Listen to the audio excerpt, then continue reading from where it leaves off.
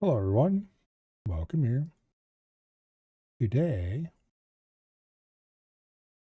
we're going to play a little bit of old school.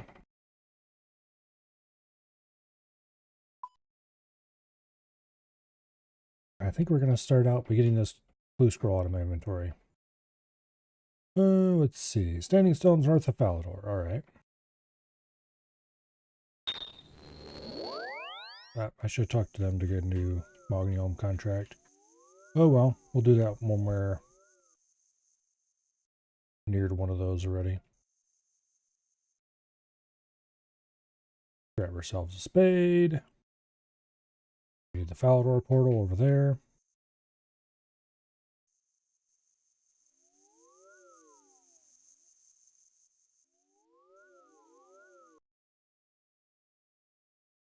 Okay, Standing Stones are over there.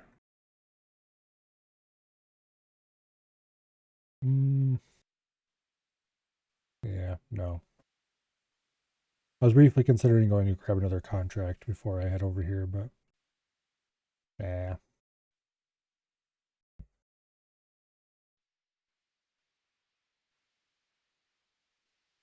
Okay.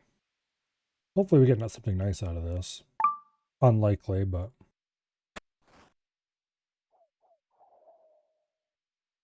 Okay, Wizard's Tower basement.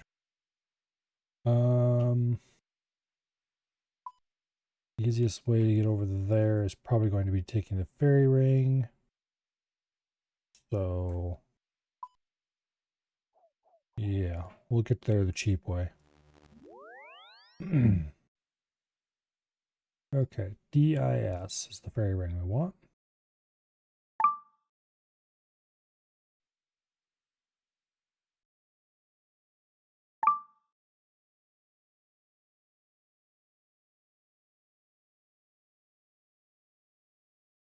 Okay, DIS.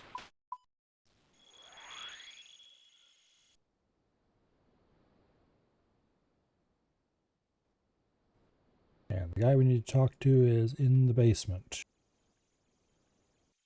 All the doors are already open, so we can just walk right in. Nice and convenient. Probably because somebody else was here to do this clue step a little while ago or something. Alright, next up, west of the Champions Guild. Okay, the easiest way to get there is probably going to be just to teleport to Varrock and run south. Because I don't have a Chronicle or a combat bracelet. Draenor Manor might be a slightly closer teleport, but nah, Varrock is better.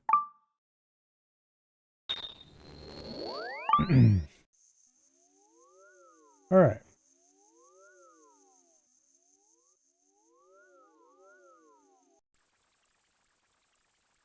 While we're here, I'm going to run up north and grab another Mahogany Homes contract. So we're ready to go. Yeah, okay.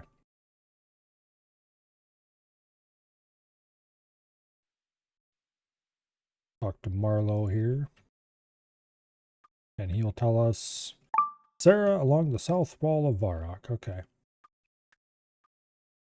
But when we're done with this clue step, we'll be coming back into town to do that.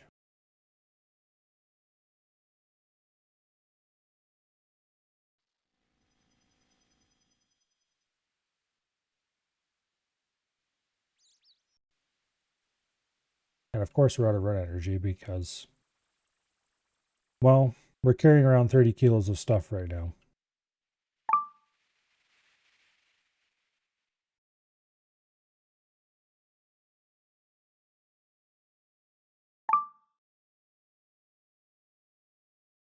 Okay, so if I remember correctly, this dig spot is like right over there. Yeah, there it is. Hopefully that's the last step on this beginner. I can't remember. I think beginners are 1 to 3 steps, and this is the 3rd step, so this one should be the end. One way or the other.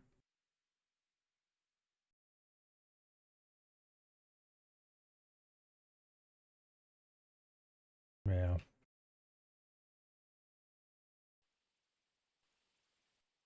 Are beginners worth doing? Not really. But they do have uniques in them. Okay, yeah, okay. I just got 9 iron arrows. For a grand total of 63 coins according to that, but that's a lie. They're not worth 63 coins. They're worth 9 coins, maybe. So straight on the ground they go. Oh, and while we're here, let's talk to Leprechaun and drop off our spade. Because every spade I dump in the Leprechaun is one less spade that I will have to bring back later, when it's less convenient to do so.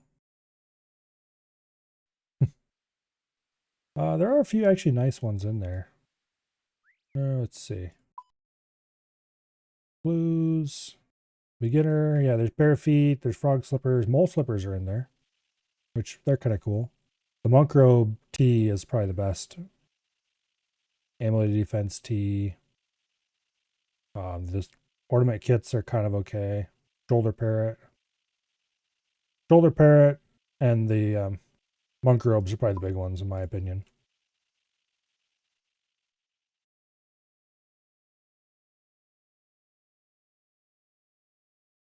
But anyway, also the demon feet are kind of cool.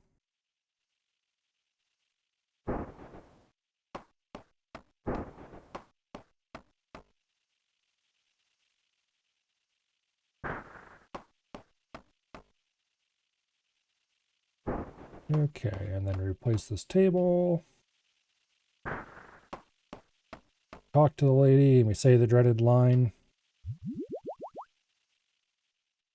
And run north. Get another contract.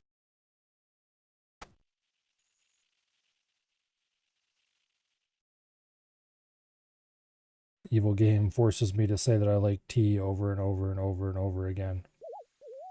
Disgusting.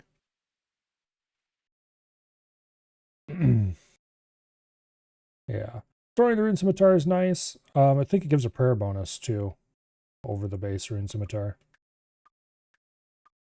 Okay, Bob and Varrock. Hey, this is cool. We don't even have to teleport. Just run north and go talk to Bob.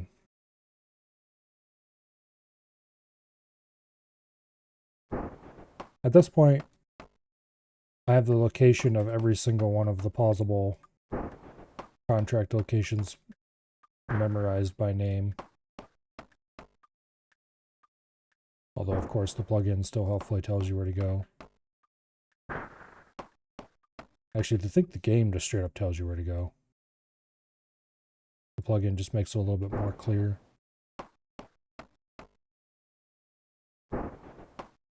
In case you're an idiot and can't figure it out yourself. And there's the line again. The obvious lie, because no person could actually like tea. It's not real. Okay, east of the town market in Osidius. While I'm thinking about it,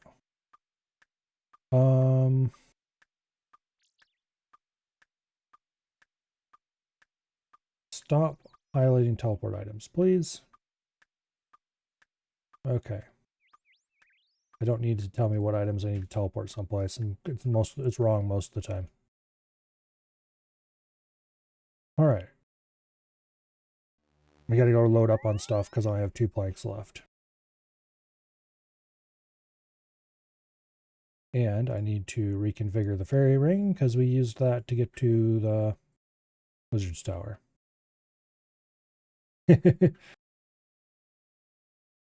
No. He's disgusting. How could you possibly like that? Anyway. Hello, Click. Welcome here.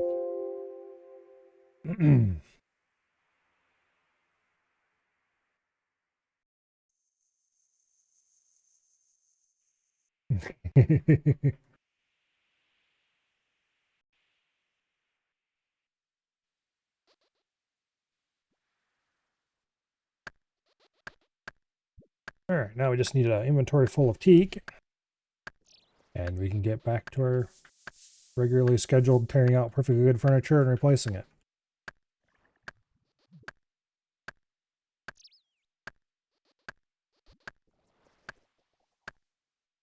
You got Spoon another pet? Yeah, like, can you believe this guy? He got another pet.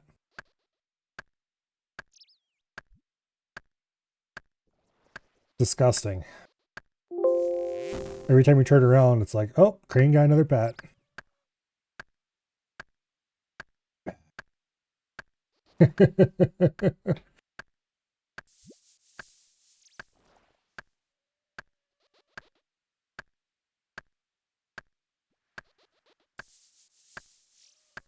I hate to guess which one's going to be next. Probably be the TOA pet next, actually.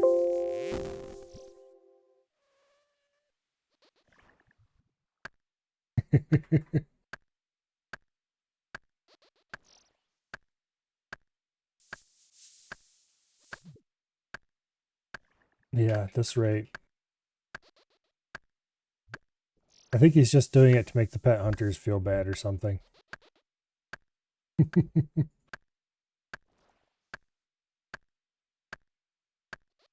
Yeah, speaking of pets, next time we stop past my house, we should go check out Rocky. Because I got the thieving pet a couple days ago. And he's rather round, shall we say.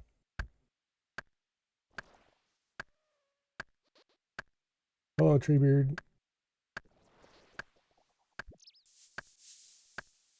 Yeah. Last night I was like, ha ha ha, maybe I should stream some RuneScape. I'll just do Mahogany Homes. You guys can be bored. And Treebeard's like, no, no, do it, do it. So here we all are, suffering together. I don't know if I would exactly call cutting teak trees quality content, but here we are.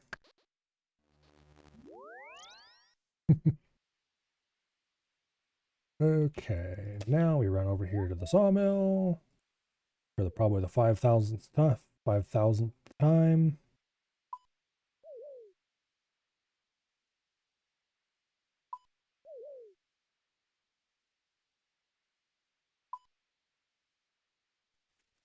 Okay, east of the town market in Hosidius, so go to our house.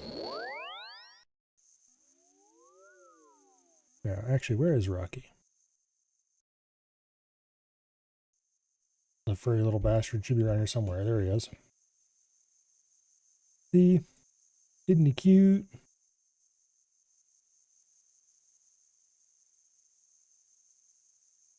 He's a very round raccoon.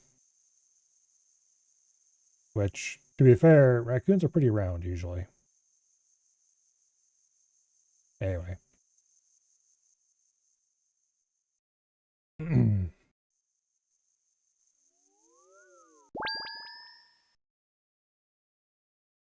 Nope.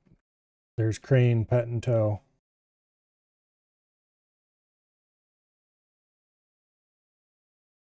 That is a very cool pet. But anyway. Let's see. Leela. So she's the one to the south of the Sidious Market. Hello, survey.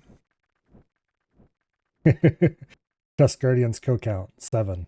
Yes, Crane, we know you're disgusting. Oh, I've never killed Dust Guardians, so I guess if I ever get a pet, it'll probably be low KC, or I won't get it.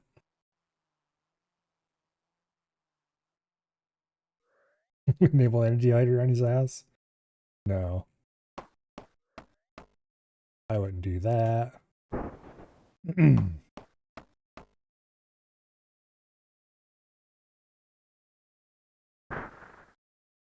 This poor guy was just running around installing furniture, and here I am ripping out all his hard work and immediately replacing it.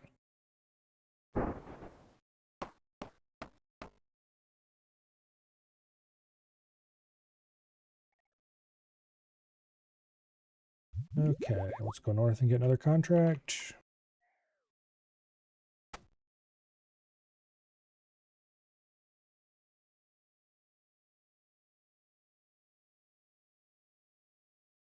Yeah, I've rarely, if ever, did any amount of PVM. Okay, Ross in Ardoin. Anyway, I really did very, very little PVM on my main. So, There's a whole lot of bosses in this game I've never fought. And honestly, I've almost, well, I shouldn't say I've almost done more on the UIM. I've certainly put more thought into it doing it on the UIM than I have doing it on the main.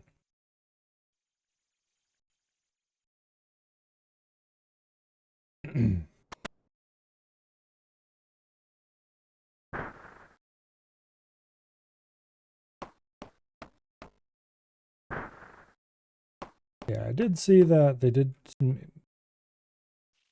changes to chambers. I've never done chambers, so I'm not sure if they're a good thing or not, but people seem happy about them, so I'm assuming they're probably a good thing. I should have got that bit in there first. Oh well. Suboptimal pathing. Let's go.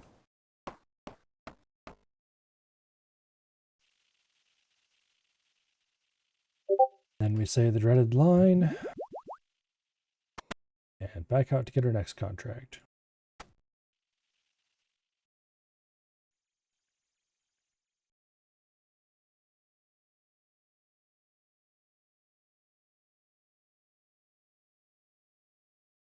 Sarah and Varrock. All right.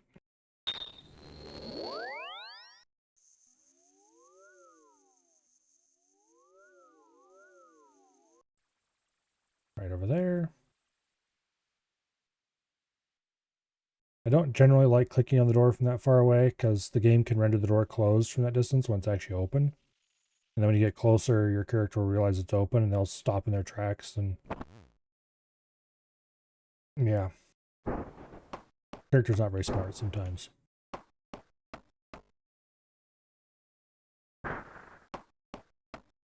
Or as anyone who's done nearly any amount of questing knows, character's not very smart all the time.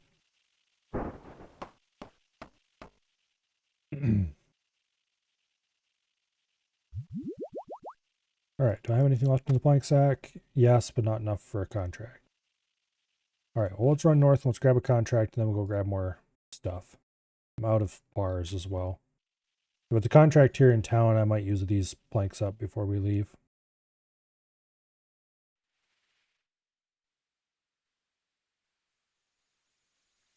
Yeah, probably the number one thing that would speed this up would be the NPC contact spell. So I could just get another contract remotely. But I haven't done the required quest yet. Ross and Ardoin, alright. Go ahead and fill the sack and then head off to the Ardoin Monastery. Or we'll mine a bit of coal.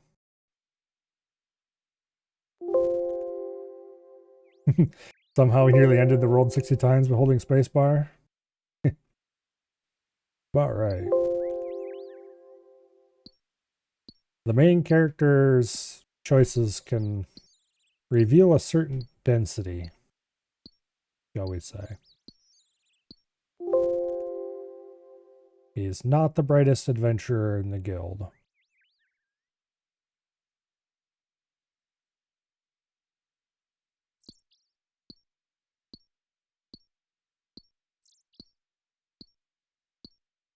Anyway. Yeah, earlier I was going to switch over to 2 bars instead of 3, because that would allow slightly better management of our inventory.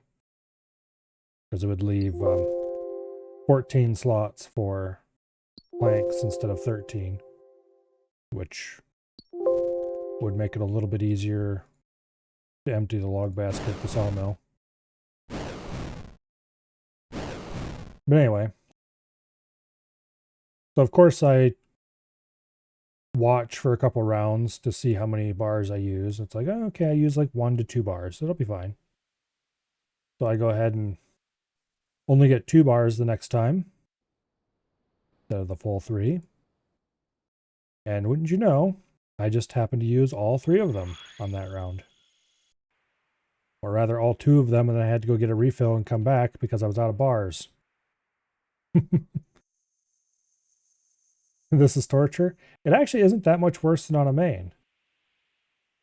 assuming you're shopping your own teaks. Now, if you're getting your teaks from Kingdom, or I shouldn't say an Iron Man. If you're getting your teaks from Kingdom, then this is definitely slower. Because then all you'd have to do is stop at this sawmill or just use plank make. Would be better. Like if you've got plank make and you got a ton of teaks from Kingdom, then yeah, this is terrible. But if you're cutting your teaks and taking them to a sawmill and then banking them, this is a little slower. I do wish I could use Kingdom. That would be handy.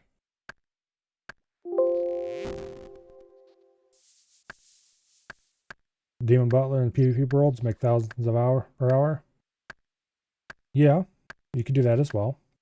It would cost a little more, but it's not that much more.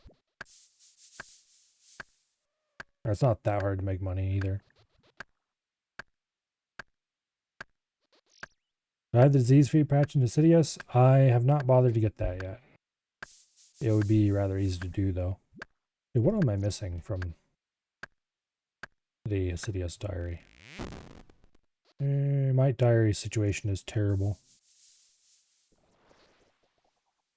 Damn it, I scrolled past it at least twice. There we go. Mine some iron, browse general store. Yeah, this stuff's all trivial. I think even the medium tier is pretty... I would need to go do Eagle's Peak. That's the only requirement I don't have for the mediums. And then the hards... Yeah, you don't need hard for disease-free, though. I think it's just the easy for disease-free. So I just need to go bang that stuff out later.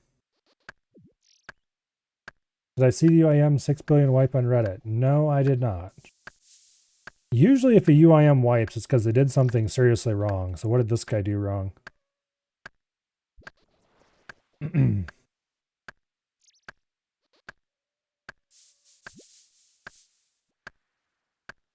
Did he death pile and forget to do it, refresh it in time? Or did he run into something stupid while he was death banked? Or did he just hop into the wilderness for a quick second? Don't worry, nobody's over there. There's so many exciting ways to let hubris take away all your items.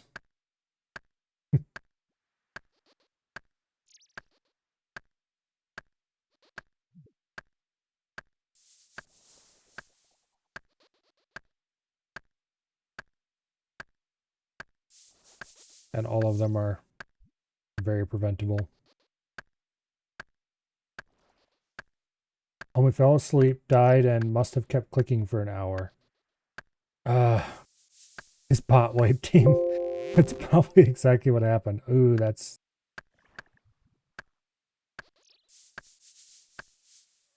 I'll just set up an auto clicker. It'll be fine. They won't catch me.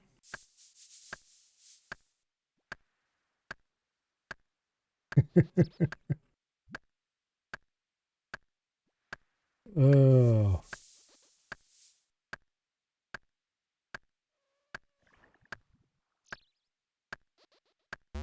Okay.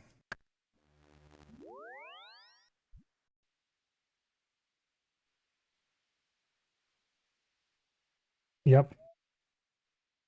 As always. Somebody wasn't careful enough.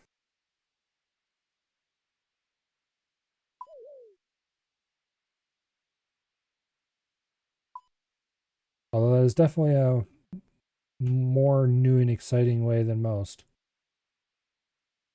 Okay, Ross, north of the church in Ardoyne. There's a house teletab. Ardoyne portal.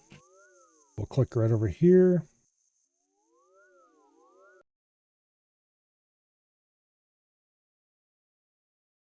Earlier I was considering setting up a some tile markers in my house, showing the place to click for various the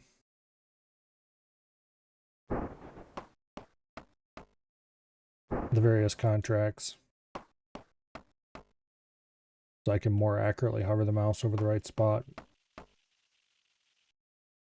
But that seemed like a lot of work for a very minor benefit.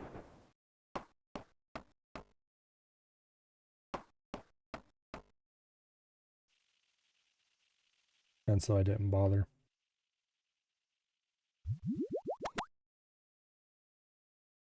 Alright, next contract. So you don't actually have to empty the plank sack into your inventory. I do that because it makes it easier to keep track how many planks I have. So I know when I'm running low. Oh, and Falador.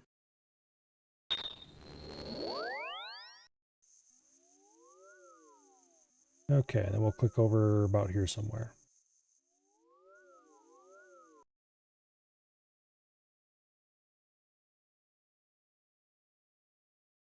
Okay. Yeah, about every 3 contracts you have to go cut more teak.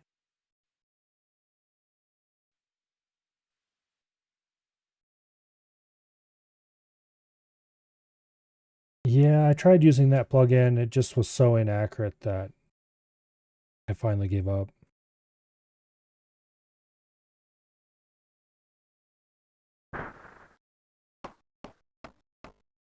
It seemed like it would be useful, but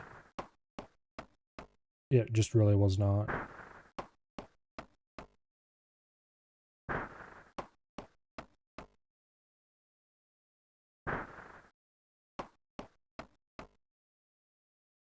There's the dreaded line again. Over here and grab another contract. Hopefully it's here in Falador, so we don't have to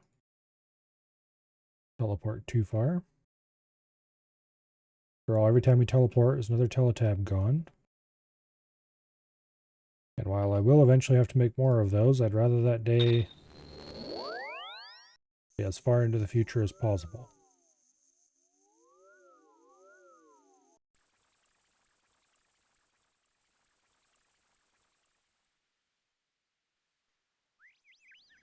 Yeah, I think after I'm done with this grind, which I'm going to go to 85, I think. I was originally planning 83. And then I got to thinking about it a little bit, and it's like, well, if I went to 84, then I could get the highest level teleport nexus.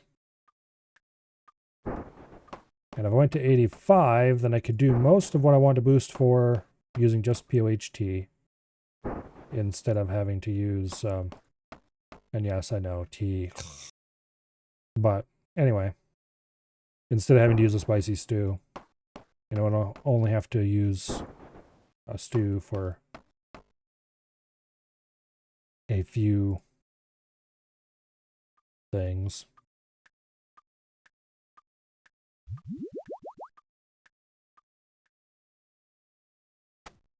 Okay. We're basically out of planks. Norman in Falador. Alright, right after we refill. I only need 1 steel bar this time. At this rate, I'm probably going to end up getting a smithing level. Almost purely from superheating steel.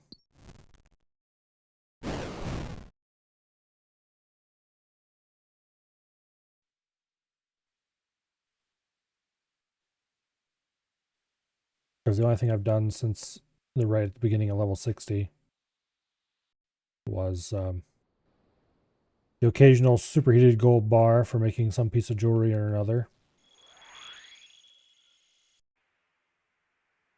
Actually, usually gold bars I will do at a proper furnace because I'm using them for jewelry, and that requires a furnace to make in the first place. The occasional iron bar for like a Charlie the Tramp task or something if he wants an iron knife or something like that. I can just superheat it and make it on the anvil there in Varrock. Sapphire ring? Nope. Don't want it.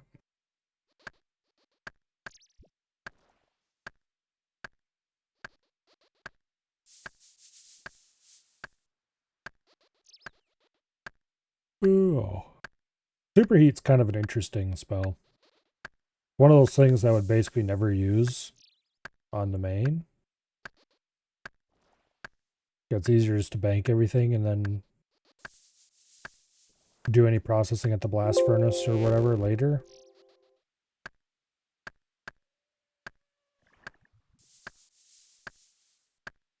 But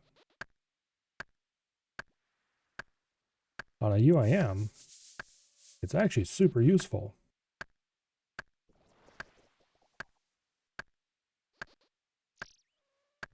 Because usually I need like 1 bar, 2 bars.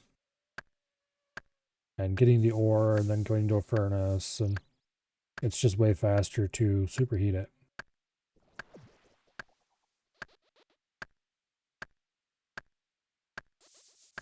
And even before I did the Guardians of the Rift for that Ring of the Elements, I had plenty of nature runes from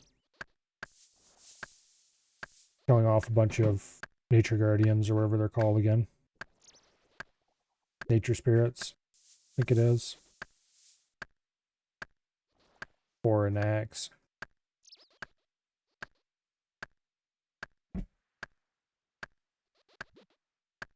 Which in retrospect was not a very worthwhile grind. I should have just bought a cheapo axe and been good with it, but the nature runes came in handy, I suppose. And they do drop quite a few of them, so it wasn't like I was wasting my time at the end of the day. He says, trying to rationalize past bad decisions.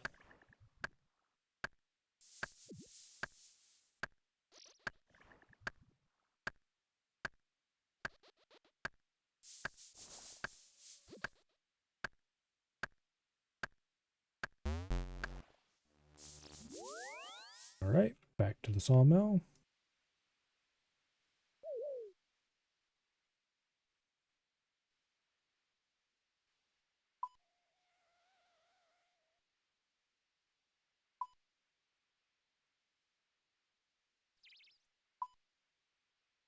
And then off to Falador.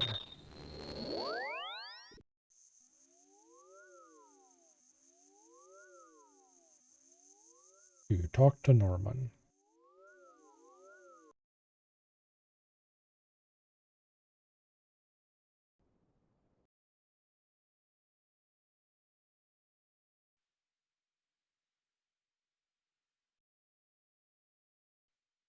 You know, it's really no wonder these people always want new furniture constantly.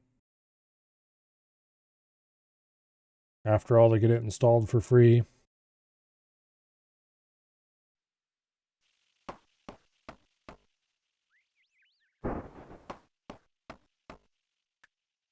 Either that or Mahogany Homes is making an absolute killing off of us.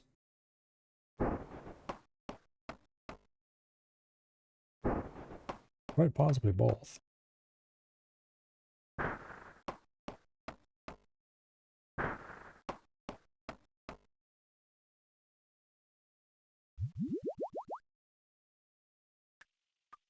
Okay, and then back over to get another contract.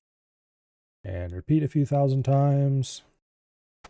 Actually, I think I probably only need to do another 300 or 400 of these. Oh, nice. Another one right here in Falador. Amy pays you in work experience. Yeah. Actually, next time we go back to talk to Amy, I need to buy the shirt because I have 800 points now. Oh, thank you very much for the follow, Gunvinity. Greatly appreciate it.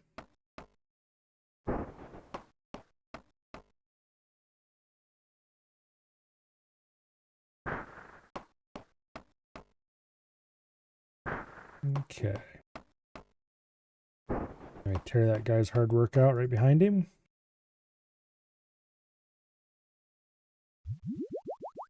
And back we go for another contract. And we're going to pick up the construction shirt while we're there. I have the boots, I have the pants, I just need the shirt. Didn't you get eaten by a troll? Go away. Alright, let's go ahead and buy our new shirt first. Okay, carpenter's shirt.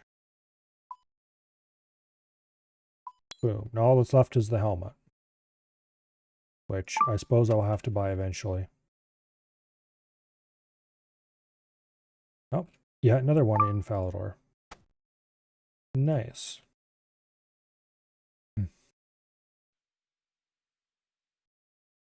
Yeah, for now though, the party hat stays on.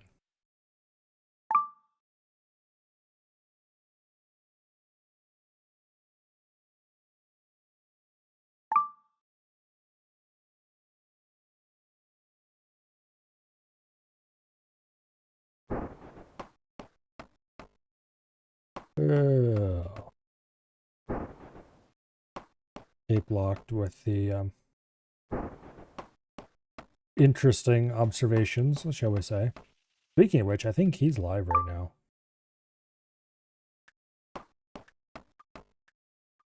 So if anyone wants to go watch someone even crazier than I am, he's doing endless rounds of Tithe Farm, I believe. Poor guy. Alright, we need to go restock. So back to Amy to get another contract, and then back to the teak trees to get more materials.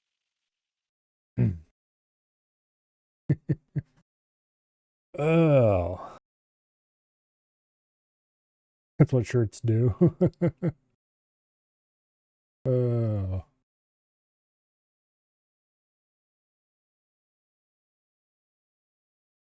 Barbara and Hosidius.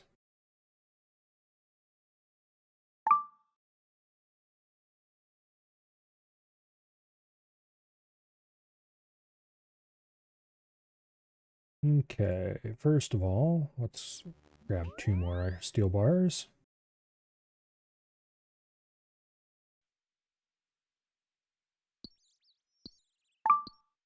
Actually, construction gear, I don't know. I don't really like the look of it that much.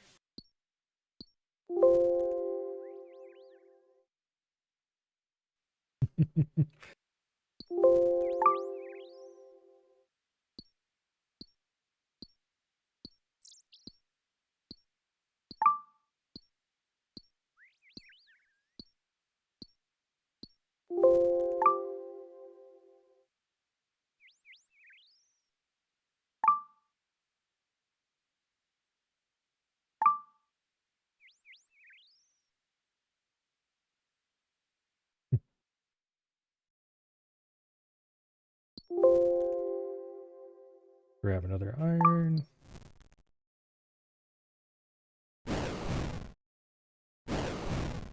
And off to the teak prison for another short stint of hard labor. I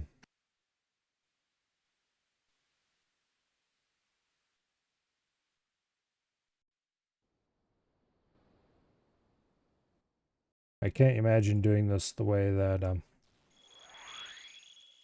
oh, who was it in the clan who did that? Well, anyway, one of the clan guys chopped down thousands, as a matter of fact, tens of thousands of teaks at Fossil Island, so closer to a bank than this. Banked them all, then took them all to, I think, the sawmill at the woodcutting guild, and cut them all there. I think it was brighter.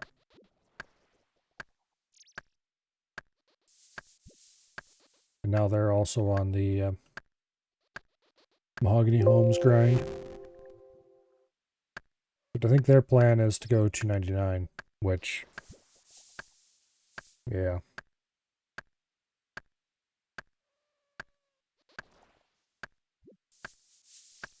Or brighter. I'm only going to 85, but it's, yeah. Honestly, I can't believe he didn't just do Kingdom, get enough Mog, get enough Teak.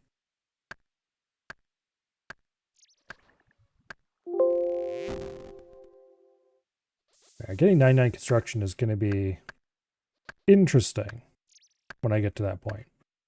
I will wait until I have Prif Teaks for sure. So it'll be a little less painful than this. But really, the XP rates from Prif Teaks are not that much better than XP rates I can get doing it the way I'm doing it now. It's now on a month-long burnout journey. Yeah.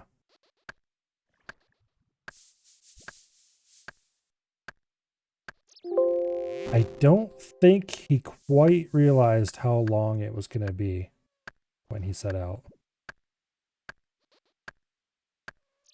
Like, it's one thing to calculate how much you're going to have to do and figure, oh, it'll be X number of hours. It's quite another when you're in the middle of that number of hours and you realize just how long that actually is. Much more real when you're in the middle of it.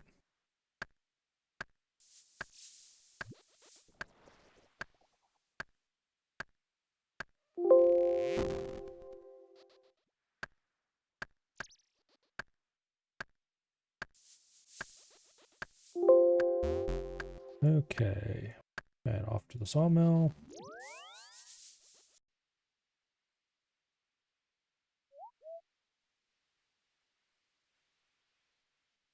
Oh. Yeah, like in the 80s or so, it takes a lot of XP to level up.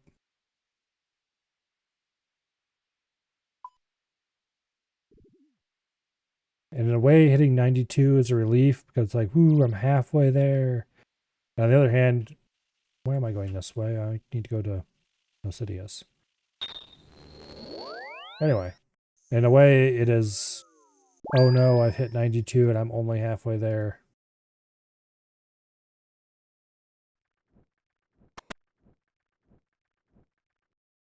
And 92 is a long ways off compared to even high 80s.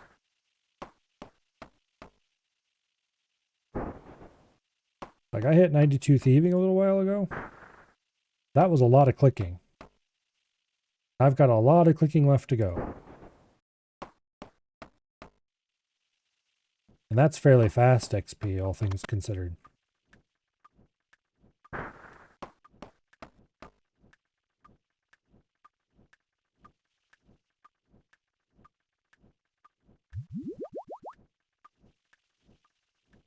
Like right now it says I'm getting 70 some XP, 70 some K XP per hour. That's not true. I'm probably getting more like 40 or 50. It just hasn't settled in yet.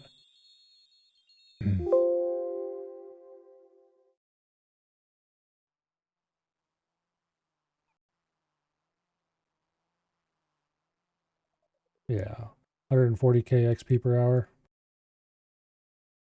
That's with a plank sack, banking, mostly empty inventory. I'm spending more than half my time cutting teaks. Which I'm getting wood cutting levels. Okay, Falador.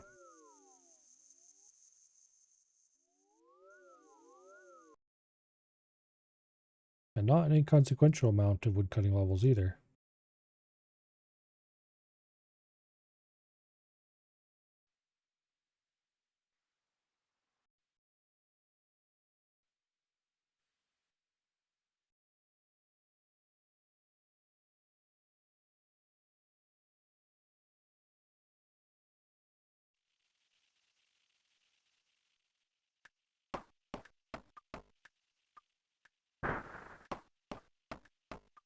Yeah, I never did mahogany homes on the main with a plank sack.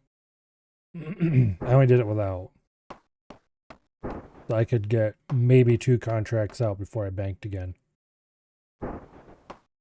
But with a plank sack, you'd be able to get at least 3 and probably 4 every time. And that would really make it so you could bank much more strategically.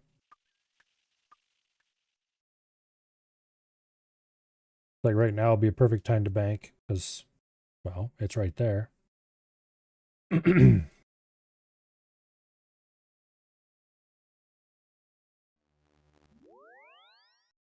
Okay, Larry, north of Fountain, Falador. And there used to be a menu to build this stuff? Yes, there was. And then not too long ago, they updated it so that the menu is no longer there. And there was much rejoicing. Because it makes this way less click intensive. You still see the menu if you try to build the furniture when you don't have any planks. But for the general case, it automatically just chooses the right thing now.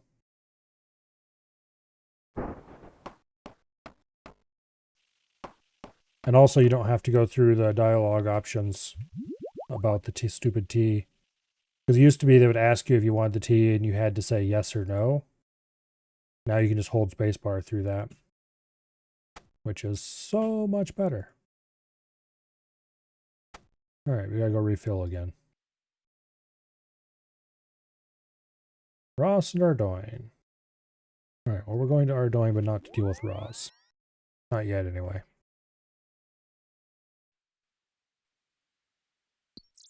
Need 2 more bars.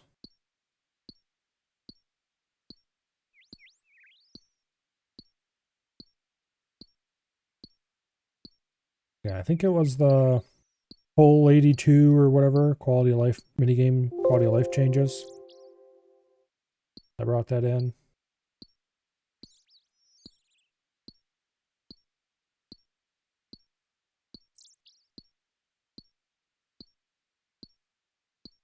Remember correctly, it came in with a bunch of Guardians of the Rift changes. And did they change some stuff in Tithe Farm? I don't remember what all was changed. Lots of little quality of life stuff.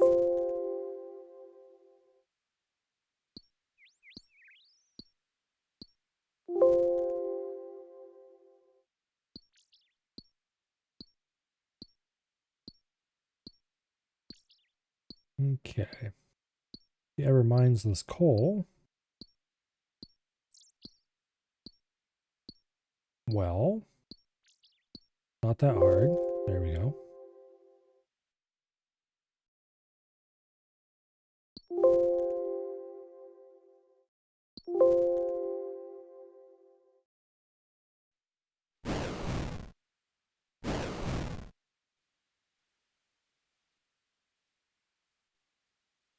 Okay. I get to see the guns lose count and start over earlier today. Just before the server update this morning. I was doing a little bit of Mahogany Homes and I ran past him and he was counting out 9,000 and something. So I was like, hey, let's stop and watch. Because he loses at some random number between 5,000 and 10,000. He will lose track of his rep count and start over. Dream is Windows notification sound like every 10 seconds. That's probably the well, no probably about it. It's the idle notification, one of my idle notifiers. Which I'm kind of surprised I didn't get one there. It's supposed to notify me whenever there's a tree. Stop chopping trees, stop mining. Yeah, I should probably turn some of those off. They used to be useful. See, the profile originally came over from my main, so there's a bunch of stuff there from when I was AFKing mining pretty hard. Is it you? No, it's like an idle something or other.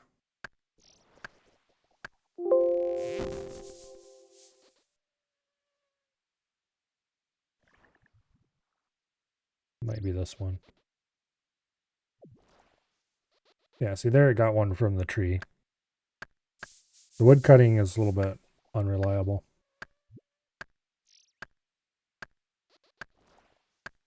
Yeah, see, I wanted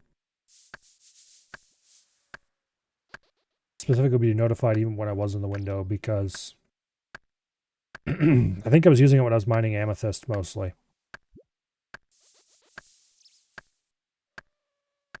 And that takes quite a while, so I wouldn't actually tab out.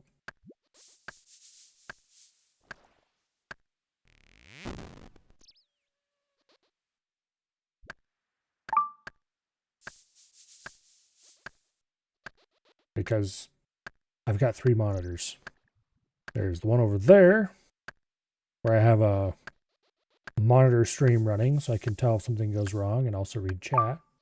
And then over there, I have the monitor I use for YouTube videos and stuff like that. And the main monitor in the middle is where the game hangs out. And so most of the time I don't tab out when I'm in the middle of anything. I just clicking over here and paying attention over there. I used to use the custom sound, but that was far too loud and was extra annoying. And apparently RuneLight's solution to that is to tell you that, well, you can go change the sound file to something else if you want, instead of providing a audio slider of some sort.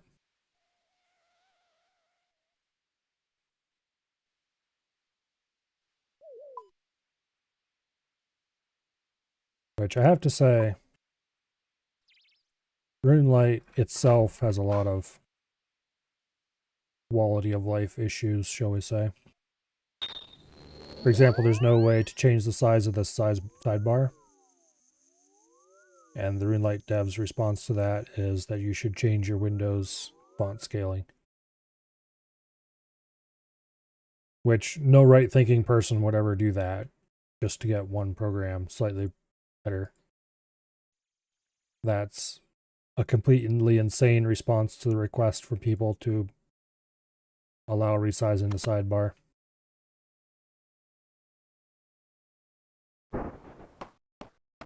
But oh well.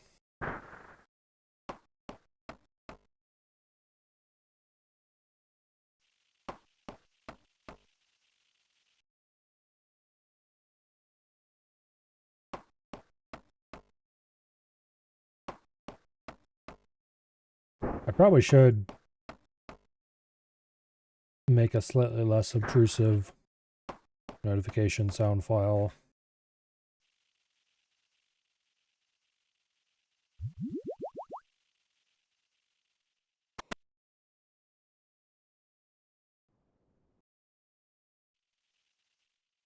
Okay. We'll grab another contract from Ellie here.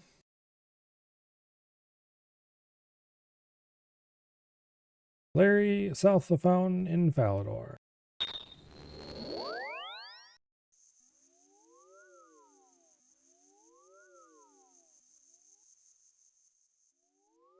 Let's see. It thinks I'm about an hour and 20 minutes or so away from level 81, but I have my doubts. Just have it rickroll me if I'm not tabbed in. Well, see, that's the thing. I would normally be tabbed in. Having different notifications for tabbed in versus tabbed out isn't actually going to be useful. And also, I don't want it to give me a full fat Windows notification. I just want it to play a sound.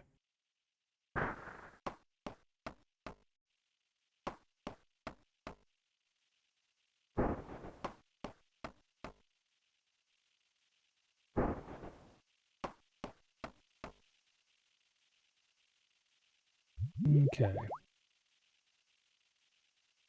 Hello? Oh, the door closed, that's why.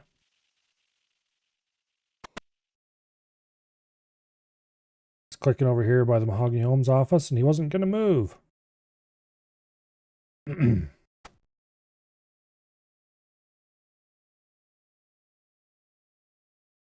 the door gnomes got me. Bob and Vara.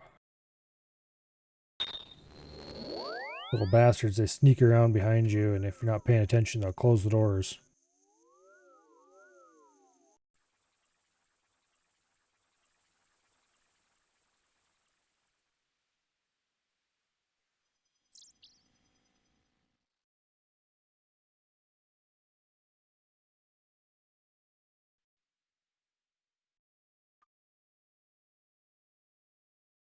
Yeah, Bob's house. He never needs steel bars, but he used more planks than everyone else. Or at least more than most. Which sometimes can be unfortunate, but usually isn't too big of a deal.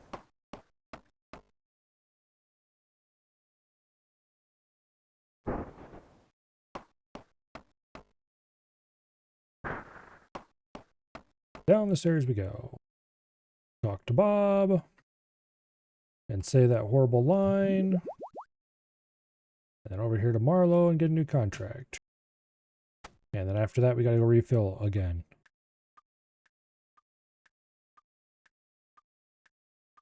Okay, Sarah and Varrock.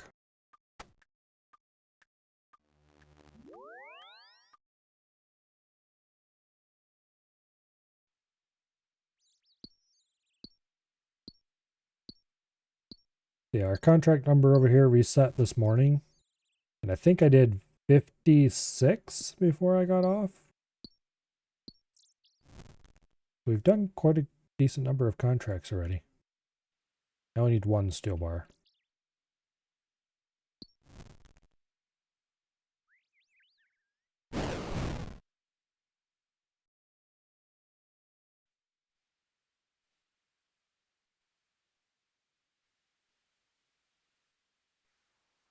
I'm going to go ahead and star that so I don't forget where it is next time. Because I will want that later when I am doing semi-AFK amethyst someday.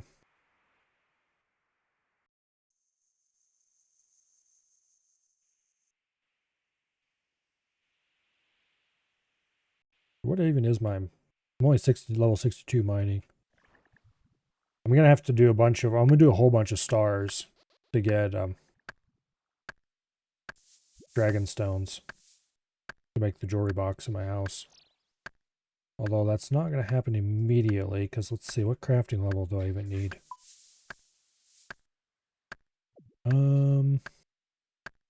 At least 774 for the Dragonstone bracelet.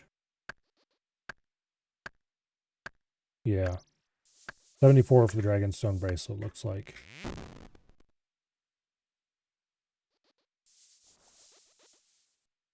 The 80 for the amulet, maybe? Currently 65, so I get a few levels. Get a stew boost. I might be able to bang out everything I need. Willow seed? Nah, not worth it. Let's see.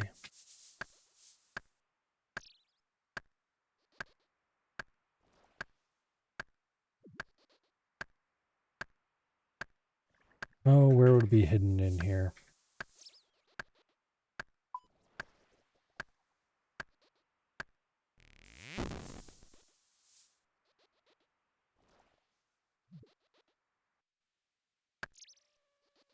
There.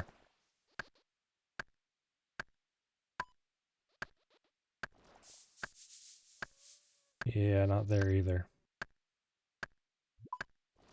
Definitely not storage. No. Skills? That doesn't seem likely.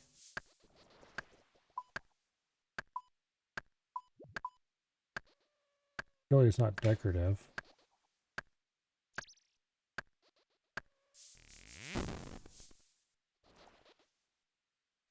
Hmm.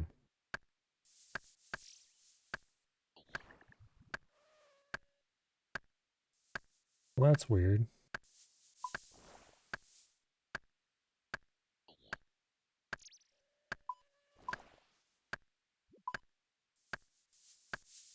Yeah, I don't know where they're hiding the jewelry box. Probably in the other, but I just didn't see it or something.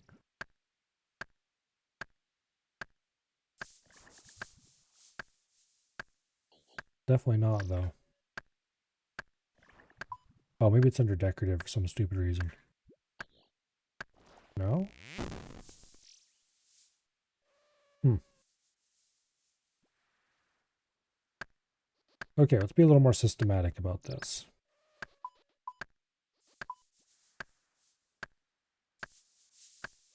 I think the first one's at like 81 or something. But yeah, definitely not there.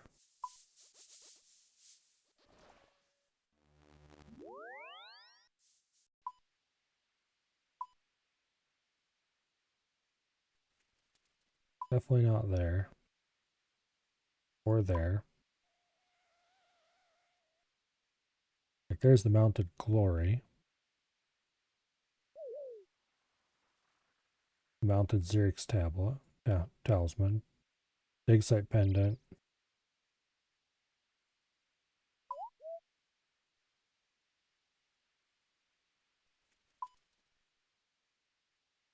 Well,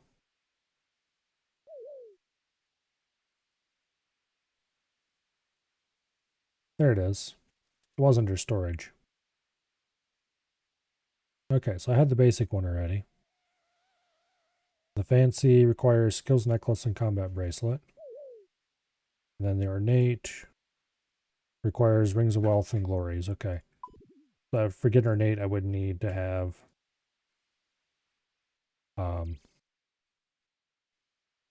at least level 75 crafting with boost.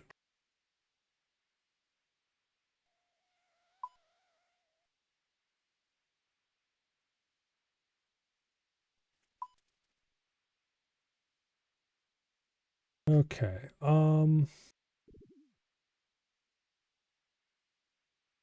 Sarah and Varrock.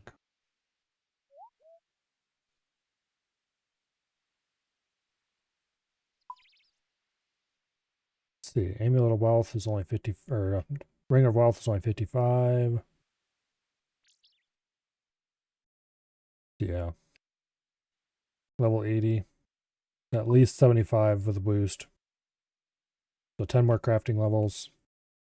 Fastest way to get crafting, aside from cutting gems that I would get from mining stars, which is not a reliable enough way to count on, or not fast enough. You'd get a bunch of XP that way, but not enough to...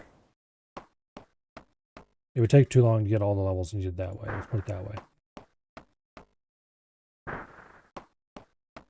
So I'd probably be better off doing lunar diplomacy and getting super glass make. I would have to make a bunch of runes, which would be painful, or buy them, which would be expensive.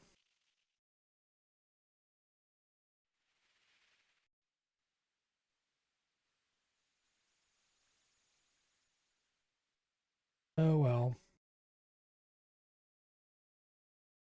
Why would that be storage? The crafting guide is just, it's so screwed up. Where things are is so nonsensical for most things. Like, some things make sense, but anything that doesn't fit a clear one of the existing categories is just jammed in wherever. And sometimes things that do fit clear categories are also jammed in wherever. Let's see. There was a good example of something that was stuffed in a weird spot.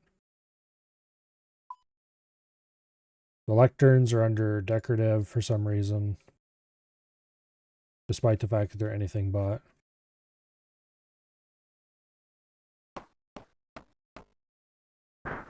Most of the stuff that's in there is decorative, admittedly.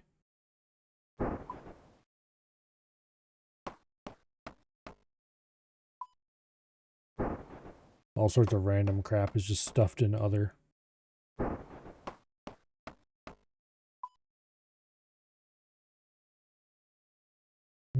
Garden's pretty sane.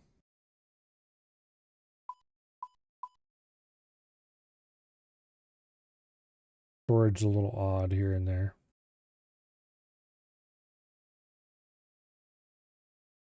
Most of it's storage stuff, though.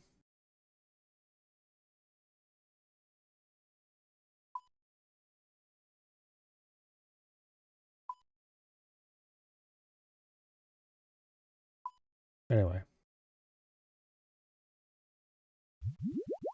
Looking through the skill guides is not me getting stuff done.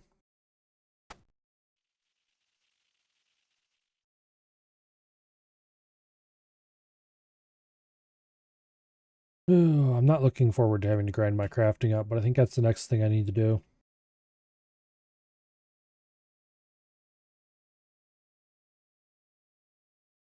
Okay, north of the East Ardoin Market.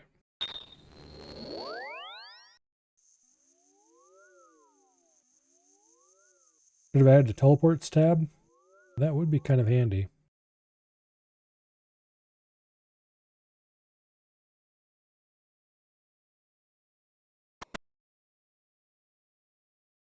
Because there are quite a few things that would go in there.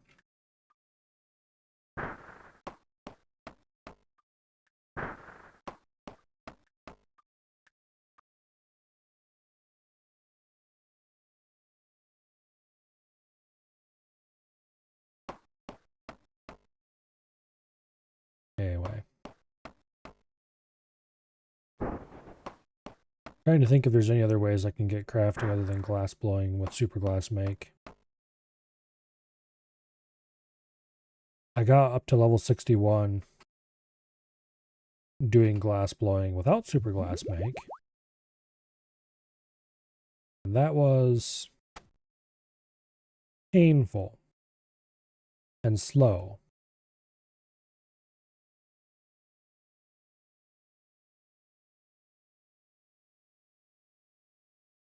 And since then, I've gained a few levels from incidental. Okay, Ross and Ardoin. Technically, we might have enough stuff on us to do him. Let's go over there and see what he needs in the way of planks. I have 10 planks on me. He could need 11.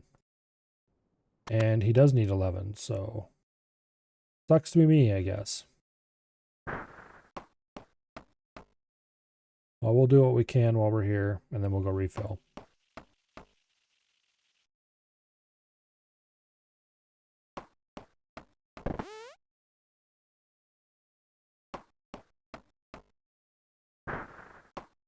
Well, if I did battle staves, then I would have to go charge the orbs for them, and I don't want to do that.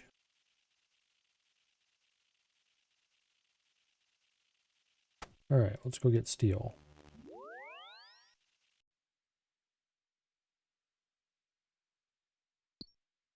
Also, getting enough battle staves together would be... oh, not that bad, really, I guess. It would just be a lot of hopping.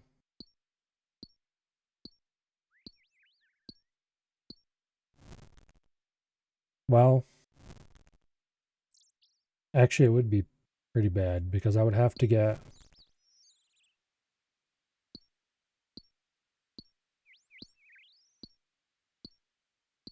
battle staves aren't really a good option. Because I can't get them noted. I could get the noted daily battle staves. But if I wanted to do that, I should have been getting them for a long time now.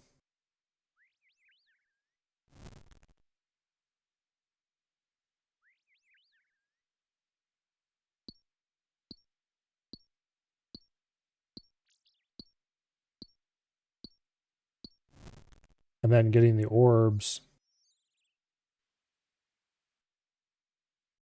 I would need to blow the orbs, go charge the orbs, unnote battle staves, put the orbs on the battle staves,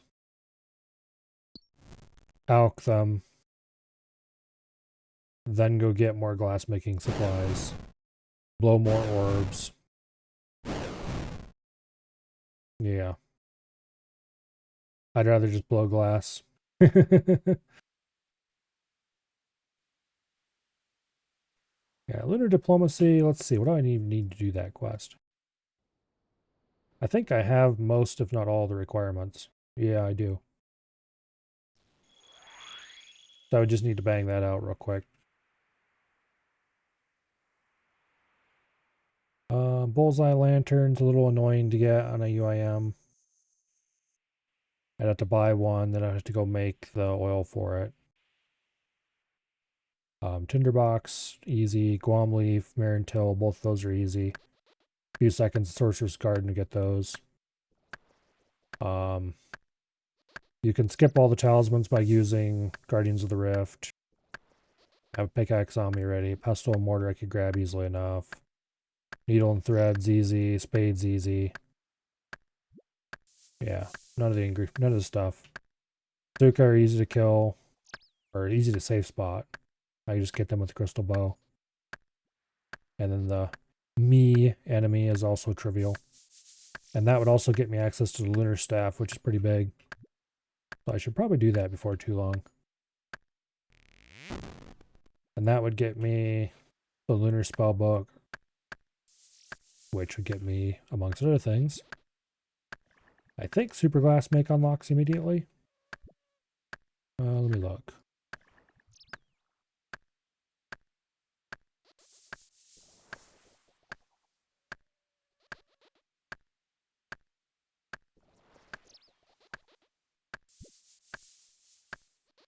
Okay.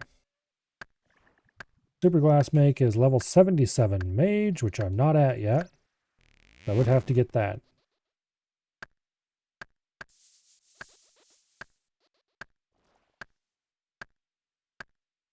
Okay. And then I'd be using it with sand and soda ash bought at the charter ships. Probably. The alternative to that would be mine a bunch of sand out in the desert and then buy the soda ash or seaweed at the charter ship and unnote the sand at whatever bank I have that's not too far away. Or I could just get a little bit of seaweed from the seaweed patch. Would also work.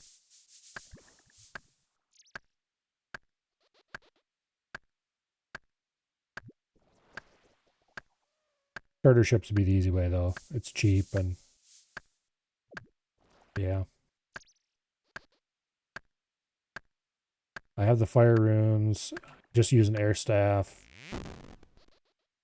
And then I would need to get astral runes, which... Oh, let's see. How much do astral runes cost?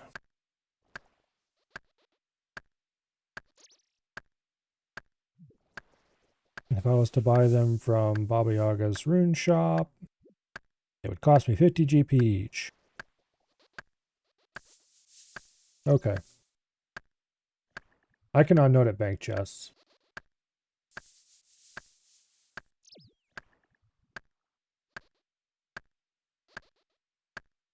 Oil stills and Dorgashin are filled? Okay. Lanterns are kind of a pain in the butt to get.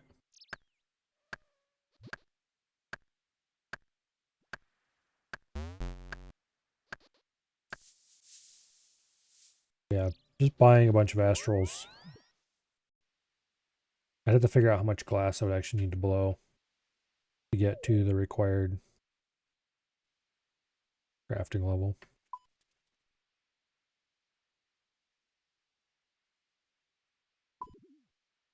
Another option, which sucks but is an option, would be mining at gem rocks. But even in leagues, that wasn't particularly good method.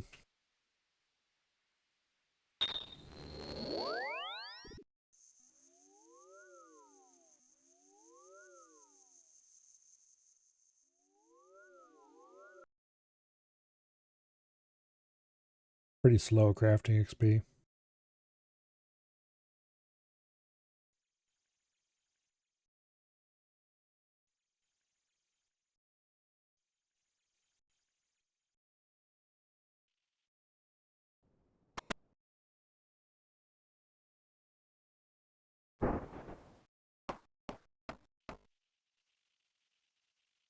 Alright, hopefully our next contract is here in town.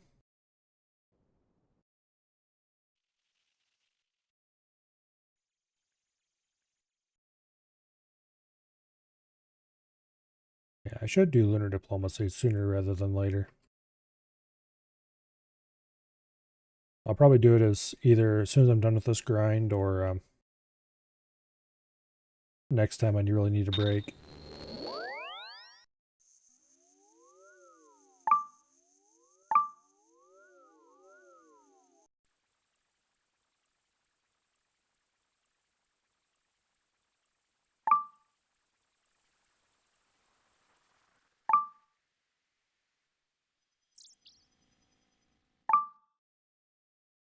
Once this grind is done,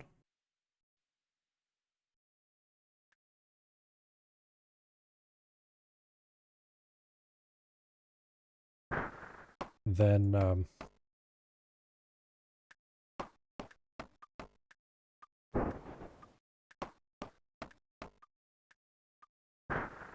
oh, let's see. I'm probably going to have to stop somewhere in the middle to do some thieving. But that's inconsequential. Thieving doesn't really take much inventory space.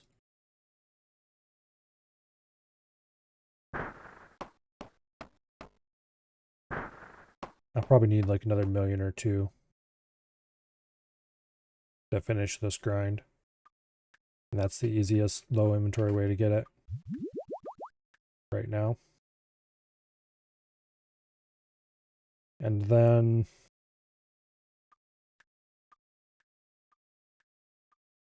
okay.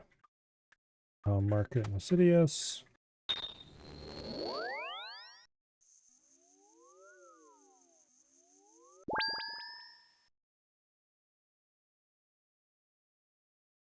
Well, even if I don't finish the outfit, I will still store it and pull out the rogue's outfit. Because the outfit, let's be honest, it's not giving me much XP.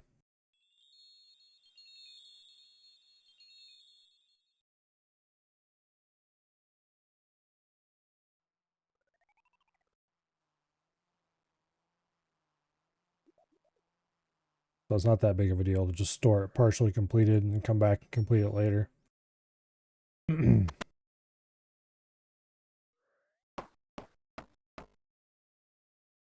the piece we have left is not terribly expensive to get. I do need to be careful. I should have enough points to do both, but I need to have, I would like to buy the last piece of the outfit, and I need to have enough points left over so that I can rebuy my plank sack later without having to grind it out. Because having to do more mahogany homes without a plank sack at some future date, because past Milo was too inconsiderate to make sure enough points were left over, would be a bad thing.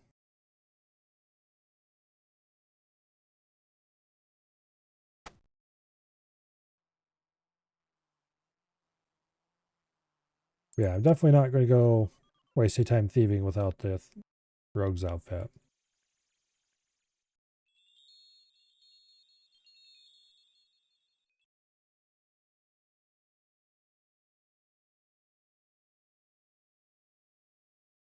But anyway.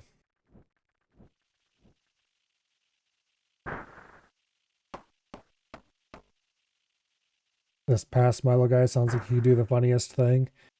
It wouldn't be funny is the problem.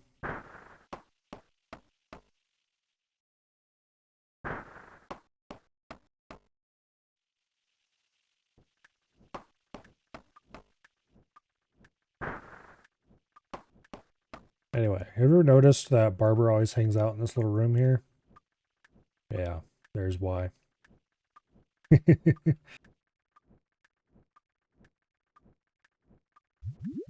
Okay, back up north to get another contract. Then we have to go refill yet again. did a lot of squirt when you made this account. It was S tier thieving. I don't know if anyone even does that anymore. I think it still has an official world. Yeah, I don't know. I know there was an unofficial world for a while, and then right about the time everybody seemed to be getting tired of it, I think thought they made an official one.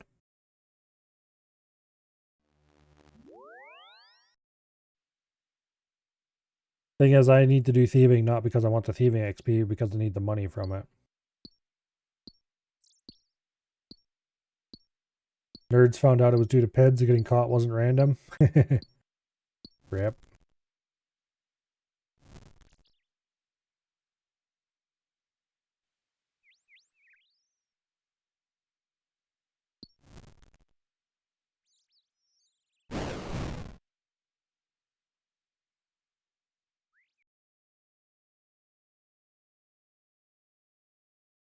Well, I guess that means if you keep getting caught, you could relog.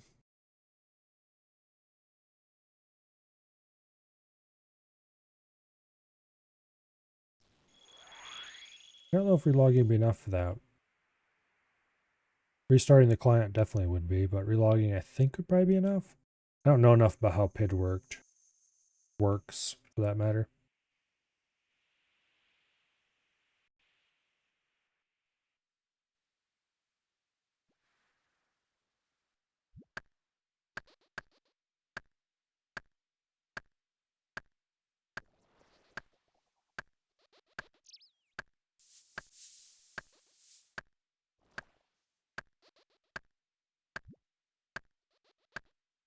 I only ever use Sorcerer's Garden when I need a specific low-level herb.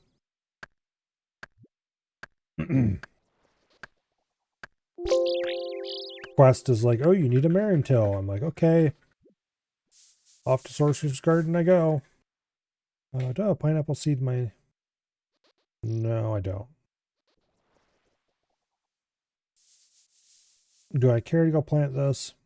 It's almost 5k XP. I should.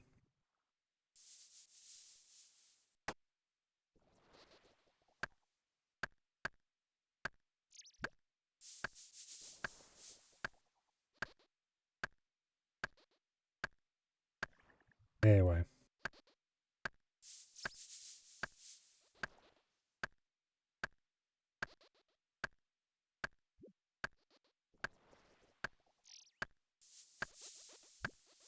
We'll go ahead and get a full inventory. We'll go to the sawmill. We'll cut the first inventory full of logs. And that'll give us some mostly free inventory. And then we can teleport to house, take the portal to... probably Camelot is the best. Go plant the fruit patch there, and then go back to the sawmill and continue.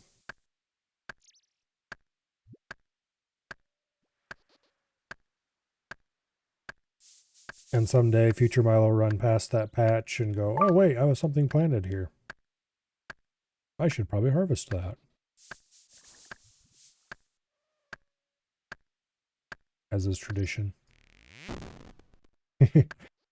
I was here a little while ago to get myself a mahogany plank to build. I think I was building the random event storage chest. I needed some mahogany planks. Anyway, so I remembered that I had planted a mahogany tree here specifically so I'd be able to get mahogany planks in this area. So I teleported out here and ran over to cut a plank down and realized I had never checked the tree's health. So, catching big chunk of farming XP there.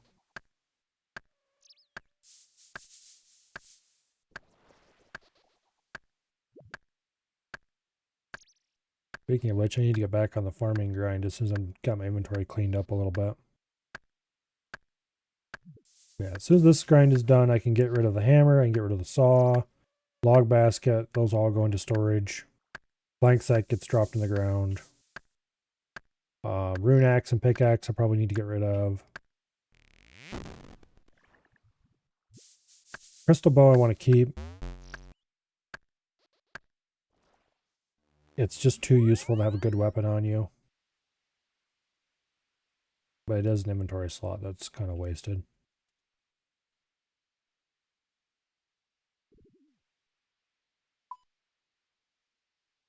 Okay.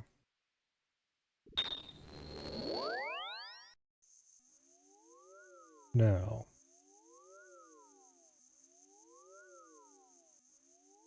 Camelot portal's over there. I stole my pickaxe at TOA. You need to do the quest first before I can do that. And I am quite a ways away from doing that quest.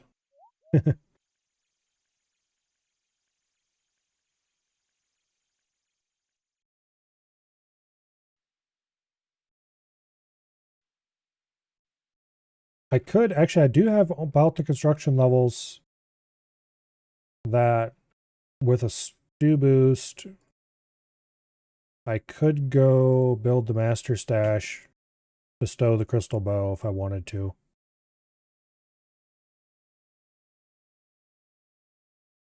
I think that's accessible.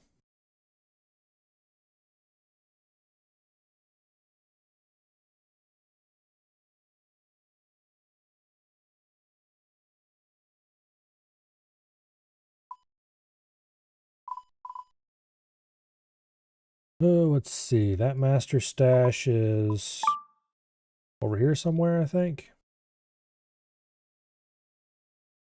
I think it's by the Ironworth camp. It would be a little inconvenient to have to go back there and get it anytime I needed it, but it does hold just the bow by itself. It's not a big deal. So while we wait for this to grow, I'm going to go ahead and harvest these herbs. And I need a spade to do that.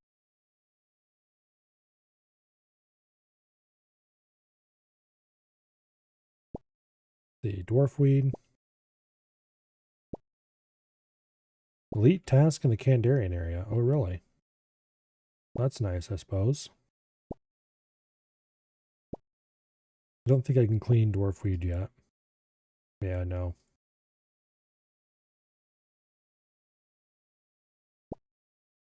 Pretty sure I have some in the looting bag already, and even if I don't, I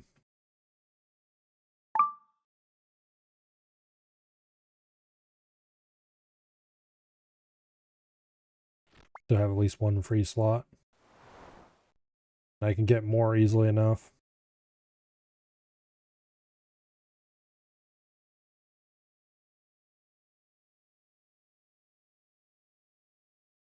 Alright, let's head down to the fruit trap patch. Let's see, dwarf weed. Yes, I do have grimy dwarf weed in the bag already. Yeah, I don't even have the TOA quest on in my main. I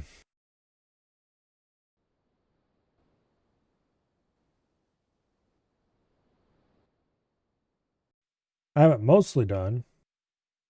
I'm at to the point where you need to fight that one boss you're supposed to run away from in a circle.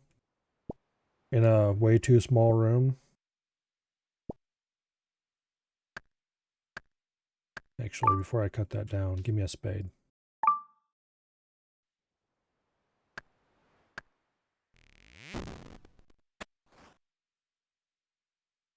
Okay. Now, I also want a ultra compost. And then we continue to wait for the stupid sapling to grow up. Shouldn't take it long. Meanwhile, pineapples on the ground where they belong. Actually, pineapple tastes good.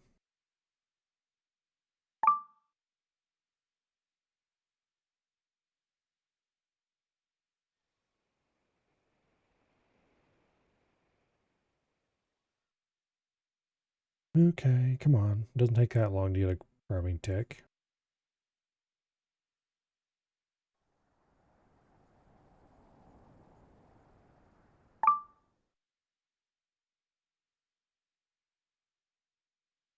Well, You know what they say, a watched pineapple never grows.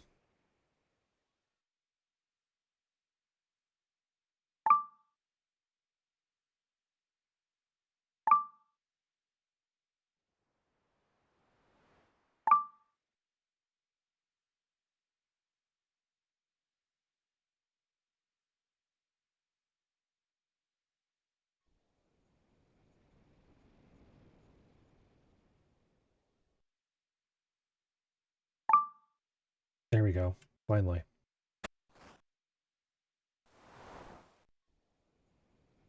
All right. Actually, I had over 1,000 well, I say over 1,000. I had some extra ultra compost in my looting bag, but I did at once upon a time have over 1,000 ultra compost on me. And now it is much reduced. All right, let's go to Ferox and get these dwarf weeds stuffed away. And then we can get back to the sawmill and finish cutting the rest of those logs.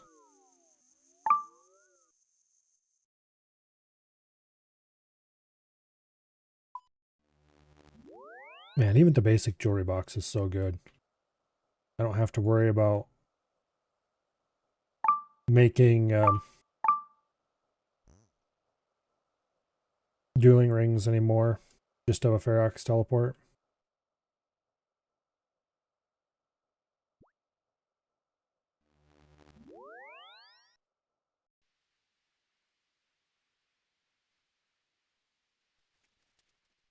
Having a Ferox teleport's extremely useful for an ultimate.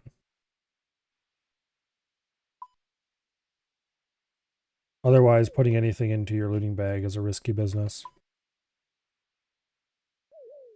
Okay, what was my contract? Bob and Varrock, okay.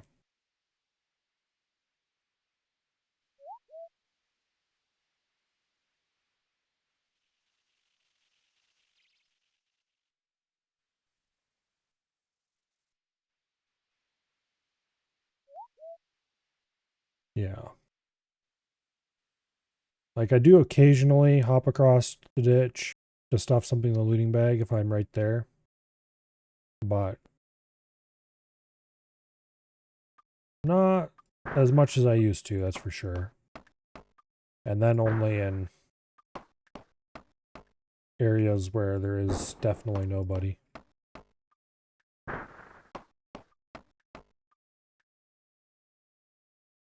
It's just really not a good idea. That is how you end up as a cautionary tale to other UIMs.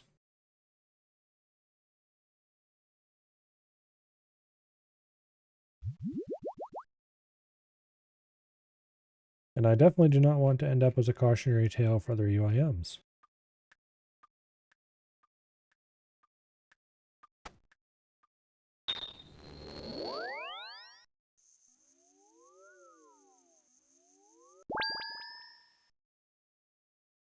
Just not a great time all around.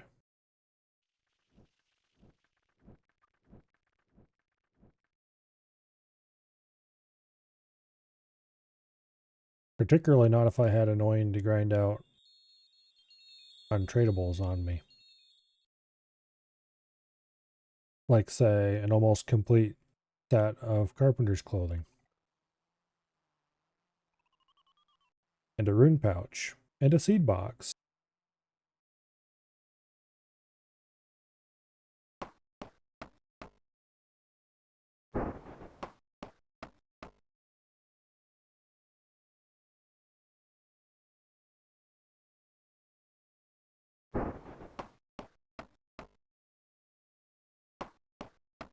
So it's probably a really good thing that Ferox is a safe place that you can still put stuff in the looting bag.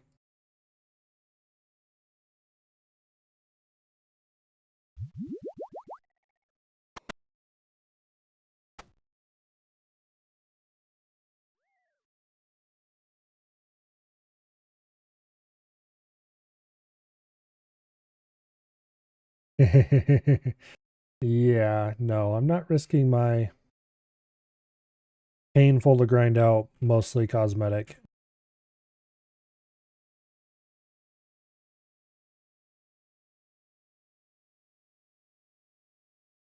Even if it isn't terribly useful.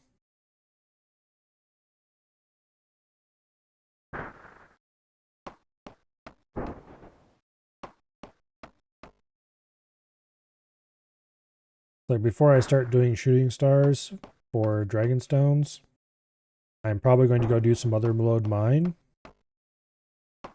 so I can get the outfit. And that would be purely so I could get the outfit. The coal bag's not storable. The gem bag isn't storable.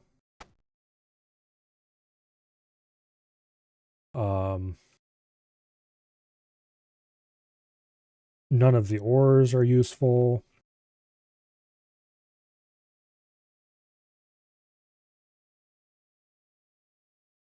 Basically, I would just have to pull the ores out and drop them straight in the ground. Unless I wanted to go smelt them immediately. Okay, yeah, get back here. Need 2 more steel bars.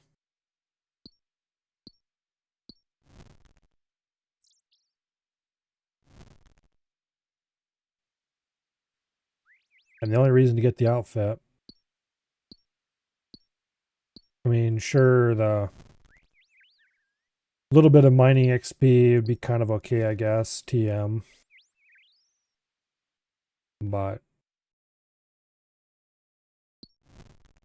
it's a kind of cool cosmetic set. And it's a storable set, so why not? You know, I'm doing star mining anyway. I might as well waste the resources on making it shiny and golden.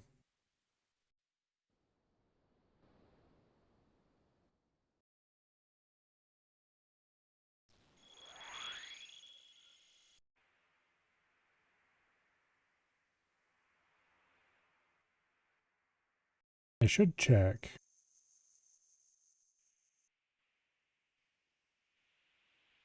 Mining gloves are storable, right? Yes, they are. Okay, good.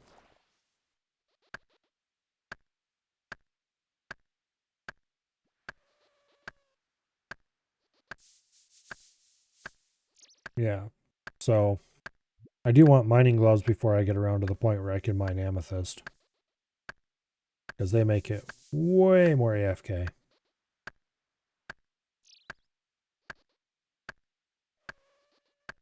I think mining coal in the mining guild is the fastest way to get the minerals needed for the mining gloves. I would just be mining it and dropping it regardless of what I mined.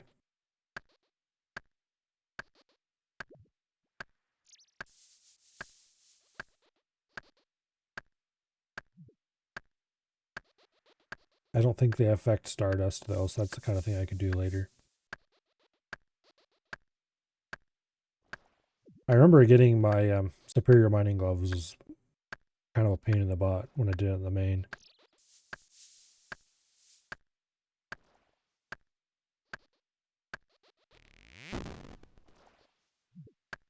Oh. Hmm.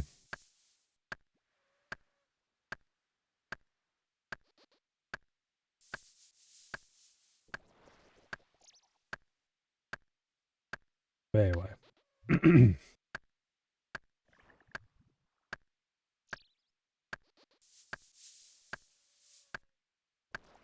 I probably won't bother with, well, I don't know.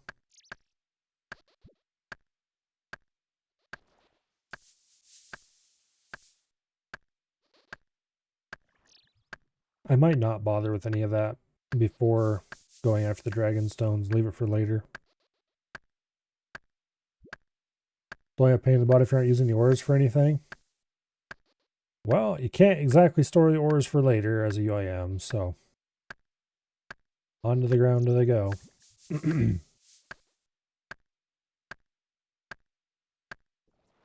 Yeah, I liked doing Motherlode Mine. quite a bit when I did it on the main. I got so much mining XP there. And that was before they had the hopper on the upper level and all that stuff.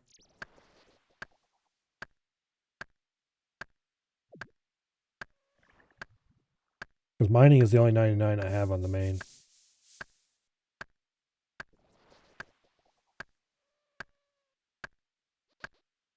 But anyway.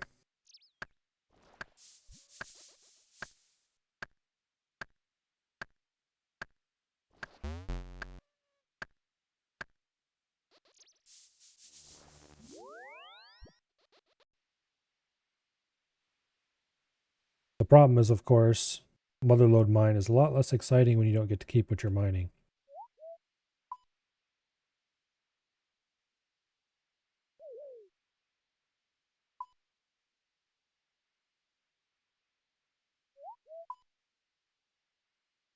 Okay, Ross, north of the church in Ardoyne.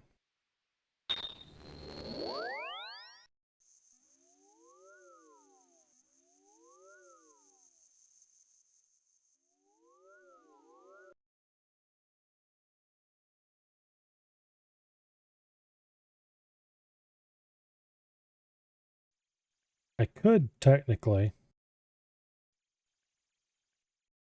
be rather silly, but I could.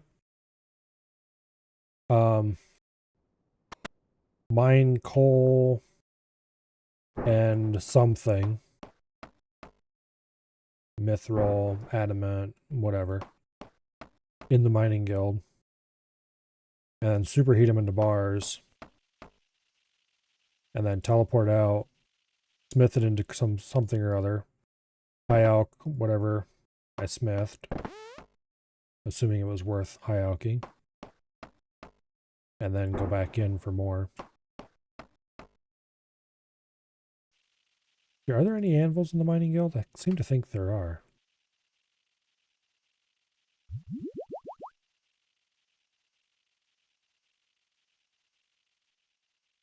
Let me look.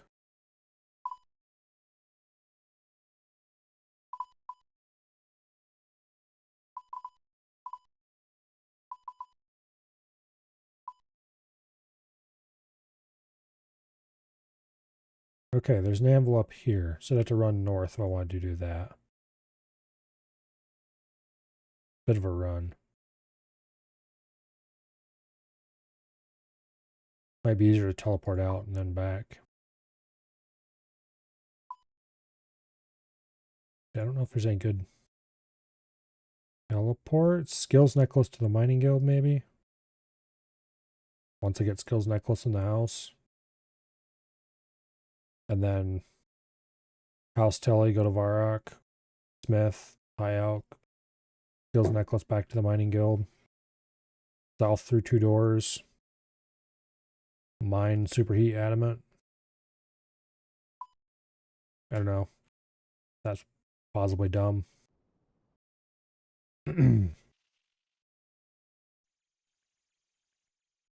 That'd be 2 teleports, and I don't think it'd be that much faster than just running north to the anvil there.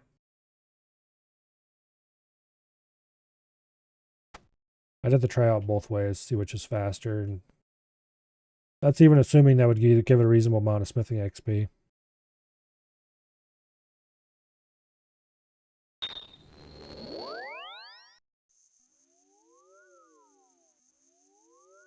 Yeah, maybe.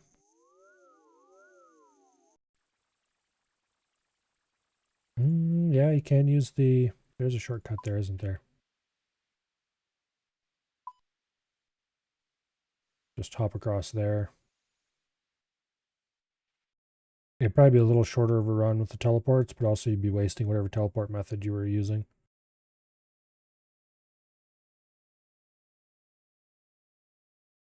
Namely house teletabs. And if you were death bank for this, that would be 1 less inventory space you would need to waste.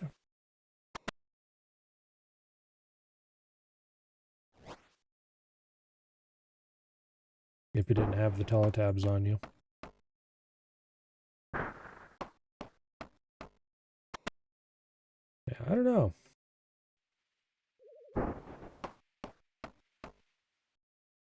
I guess it would depend on how much I valued nature runes when I got to that point.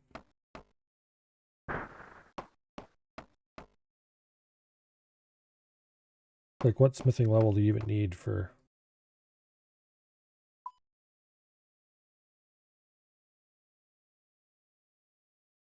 Somewhere between 70 and 88? Yeah, that'd be a ways off in the future. Giant's Foundry would probably just straight up be a better idea.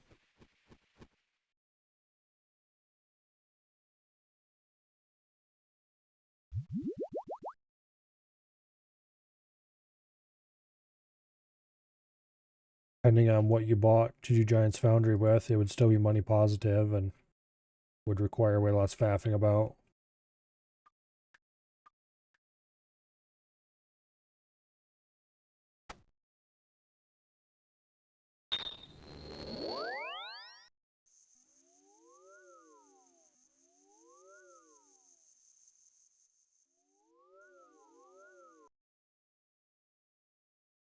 Oh well.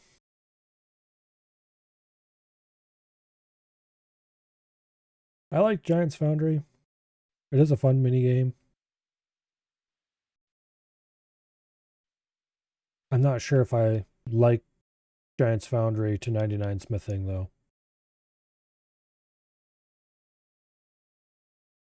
Of course, the problem is you can't necessarily... It's not just a question of whether you like the minigame enough to do it to 99. The question of how badly you like the how badly you dislike the alternative. In the case of Giant's Foundry, the alternative is pretty tedious.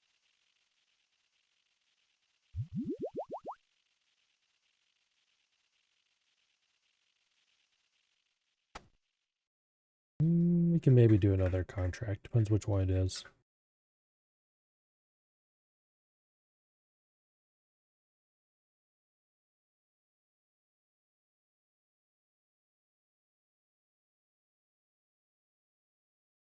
Um, 11 to 14.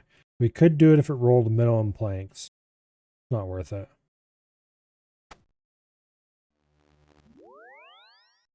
I'll just go refill.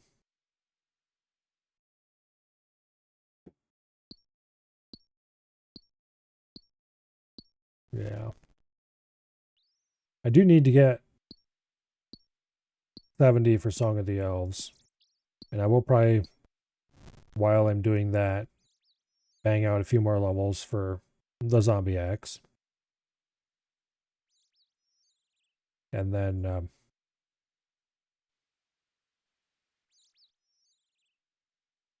call it good there for quite a while. I've already done some Giant's Foundry in this account to get to where I am currently.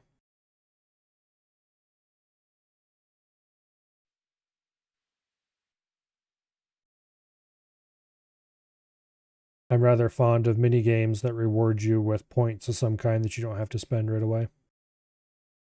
Oh, Zombie Axe is only 70. Okay. For some reason I thought it was higher than that. And not just you saying it either. Like, I legitimately thought it was higher than that. Yeah, it is only 70. Okay. 74 for Emberlight, which I doubt I'll be getting anytime soon.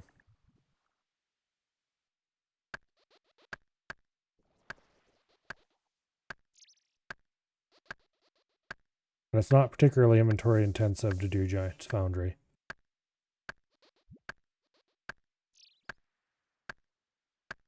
Like, it cuts down a lot on resupply trips the more inventory you have, but...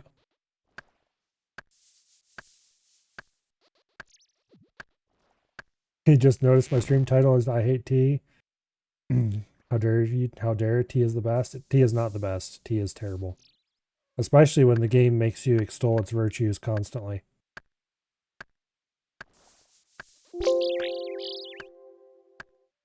You don't want to farm 100 ancient shards for your Emberlight? Oh, an easy clue. Okay, easy clues are nice. I like easy clues. We'll do that next. Anyway. I don't want to farm a whole bunch of stuff for Emberlight, no. but it is storable. And Arclight is also storable.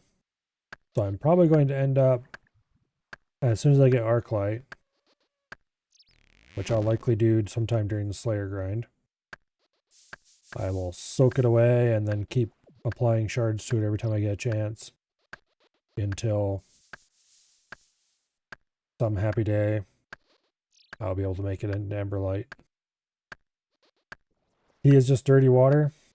Exactly, Sealith. It's dirty water that doesn't even taste good.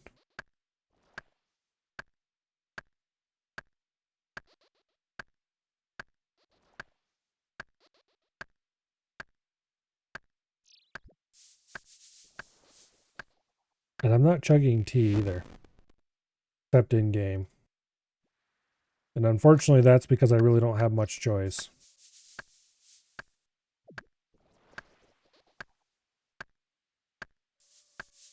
You'll take bean water? Well, see, I don't drink bean water either.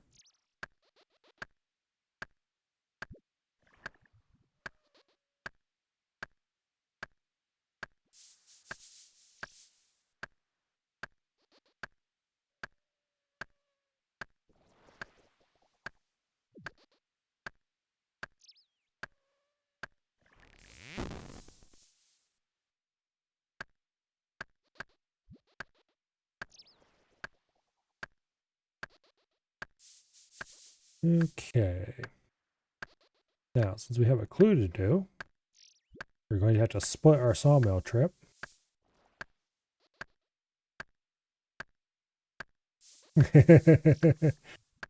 Acquired taste, like coffee is just another word for crap flavor. See, that applies to tea as well.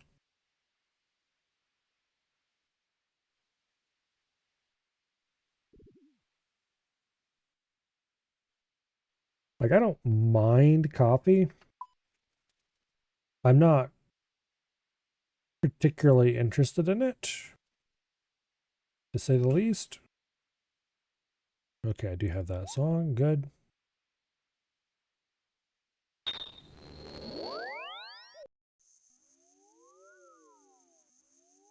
Okay, Falador.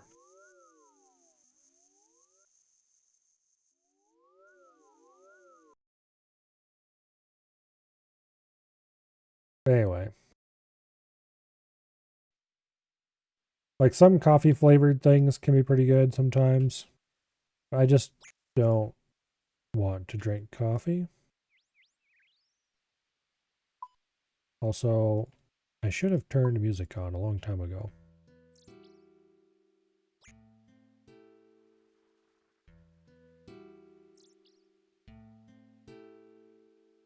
Okay, Coffin and Edgeville.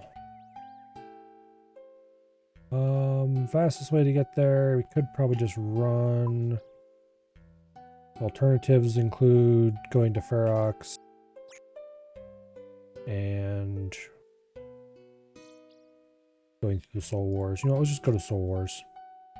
Not like I need my minigame teleport for anything else.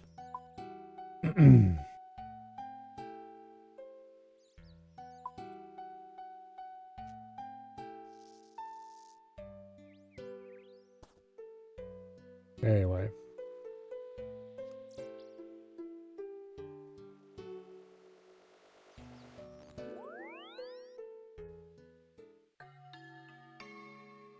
Then to Edgeville.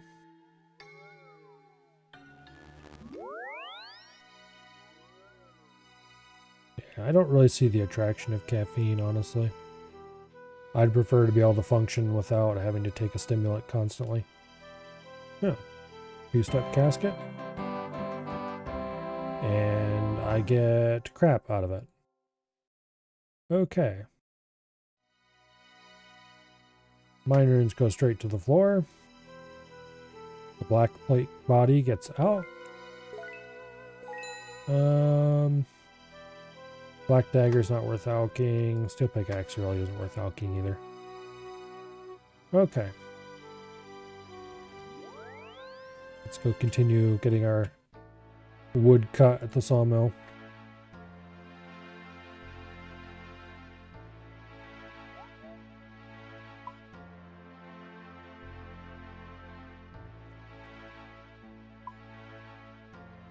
Okay, Mariah.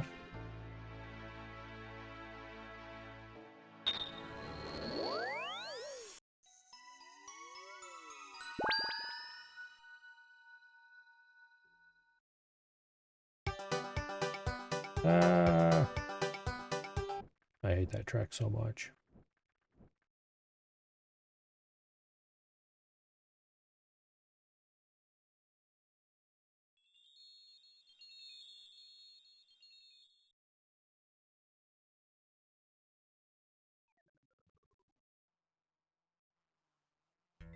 Okay, good. We're safe now.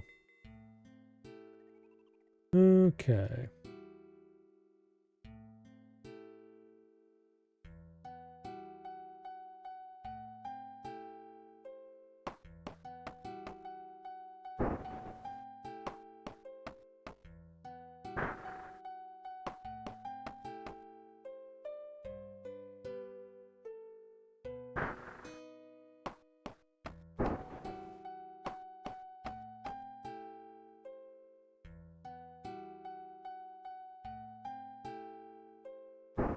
I think it's gonna take me 40 more minutes to get level 81. Which is entirely possible. That it could be right. And if it is, then we should get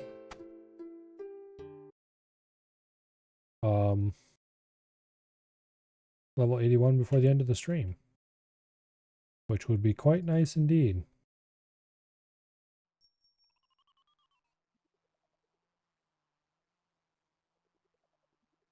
And then I only have 4 more levels to go.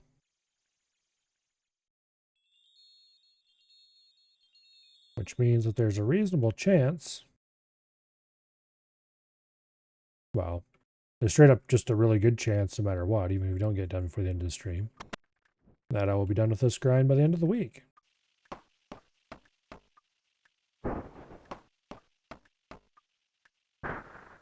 Just doing a little bit in the evenings and stuff.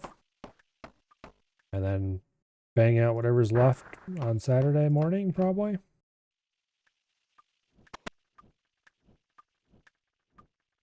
And then I'll need to decide exactly what my path forward from this point looks like. Spoiler, it's going to be crafting somehow.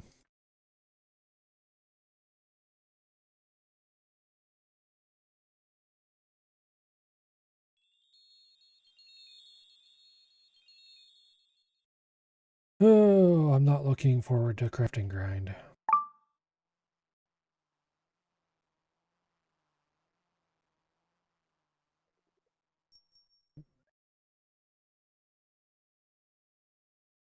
It's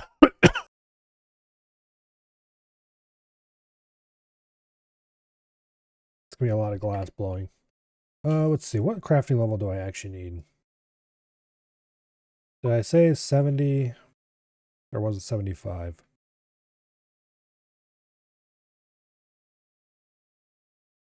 Okay, we need at least 75.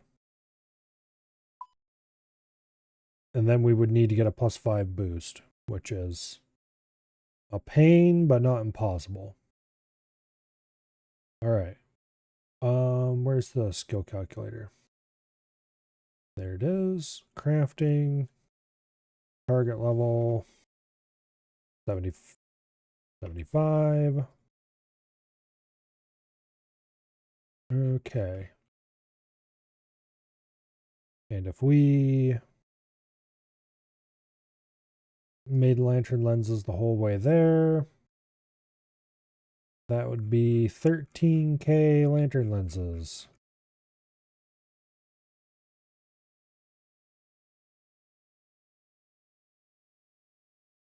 Minus a bit for making the molten glass in the first place.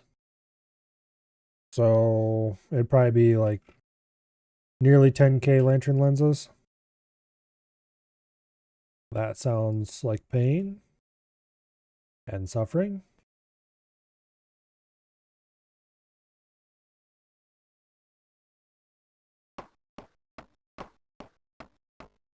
On the bright side, I would have an amulet of glory.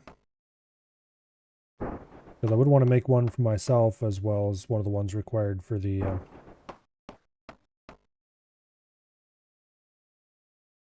But right now I'm using an Amulet of Power, which works, but isn't as good as a Glory.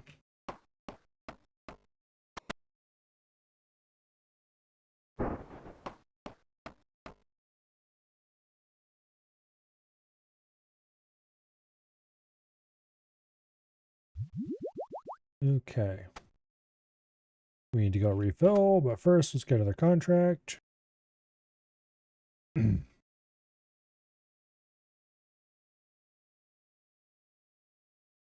Yeah, let's just say for the sake of round numbers, that would have to do 10,000 glass. That's a lot of glass.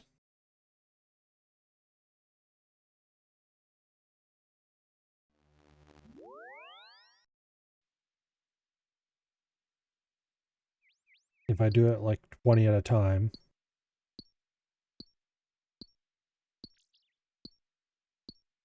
I don't even want to know how many inventories that would be. Lots. And that's only to get to 75. If I went all the way to 80, which is the actual level that I should get. Whew.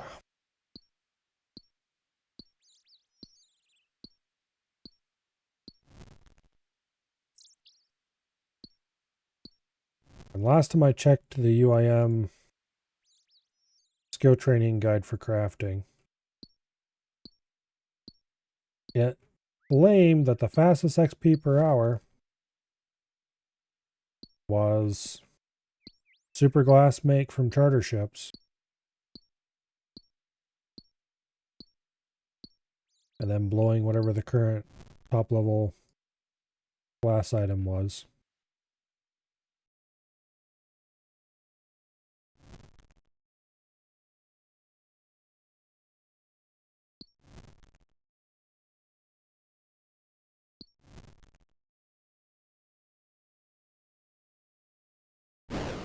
Thankfully, that's not a terribly expensive process.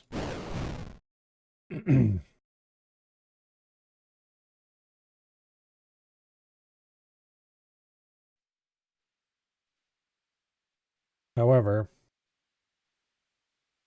crafting training on a main can be money positive.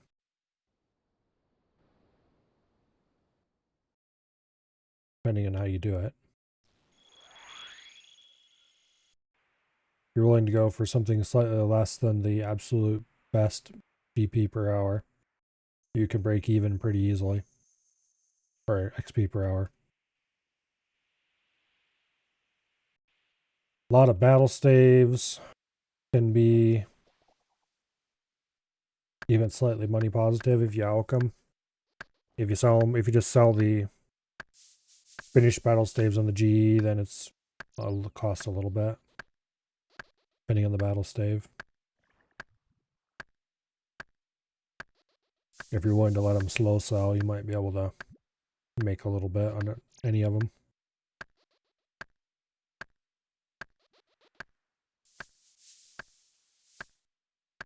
I don't remember what the crafting level is in my main.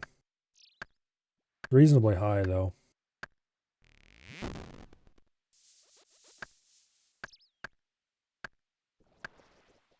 And I got there through making thousands of battle staves.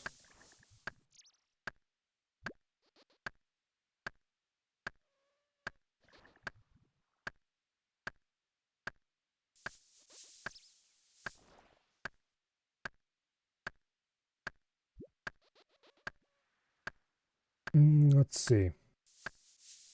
Like training hunter, not a big deal. Training construction, not that big of a deal. Runecraft, just doing Guardians of the Rift forever and ever, amen. Slayer is Slayer. It's not that much worse in the UIM than it is for anyone else. Farming, not that big of a deal. Just do herb runs like everyone else does. Wood cutting, no big deal. Fletching, just combine that with your wood cutting, not a big deal. It's slow, but not that bad. Just cut magic trees and make short bows or long bows or whatever you can do. Magic, it just costs money. Fire making's trivial, as witnessed by the fact I'm already 99 in it. Crafting is pain and suffering. Prayer. Not that bad, actually.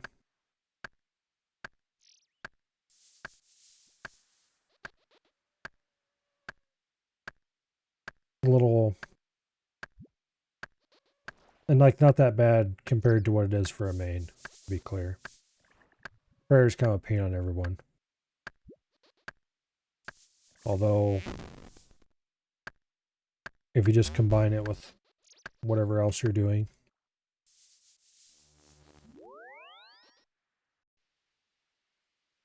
Doing Slayer with a Bone Crusher or whatever will get you a lot of passive XP.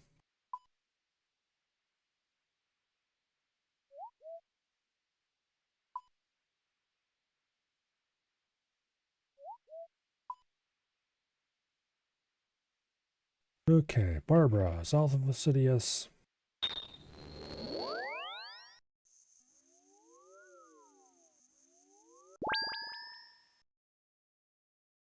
Anyway, cooking, not a big deal.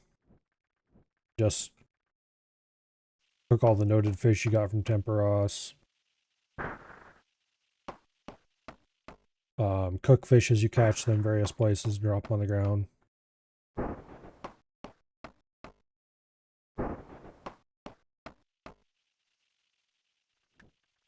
Be a little worse than a main purely because of inventory constraints, but it's not that big of a deal.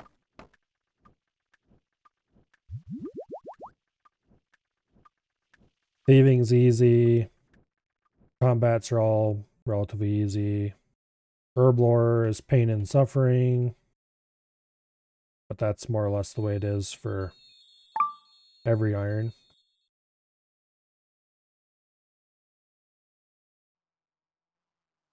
Fishing's easy. Smithing is just do lots of Giant's Foundry. Teleport out, buy stuff, come back, dump it in the cauldron, make thing.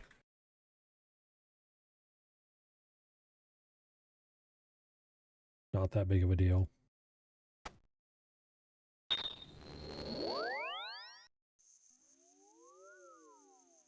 But really, I think the second worst skill after Herblore is probably crafting. Mining is easy. Agility is just same as it is for everyone else.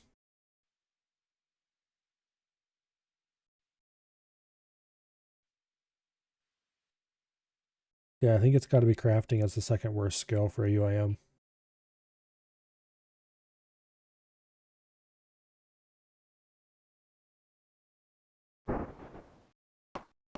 Which is really unfortunate, because crafting is one of those skills that,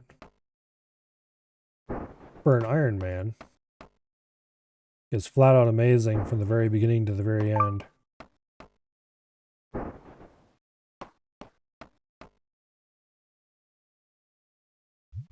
Like, you don't need much from it in the terms of quantity of items, but you need a lot of different items.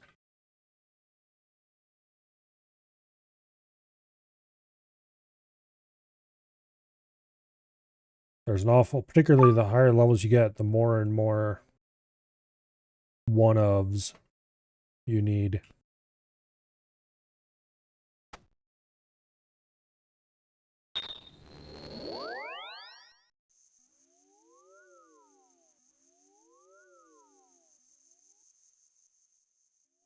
Which I guess does lend itself very well to boosting.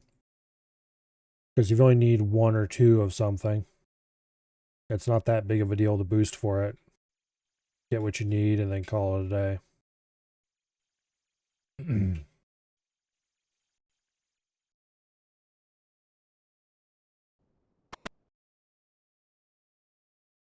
But the crafting cape is kind of useful.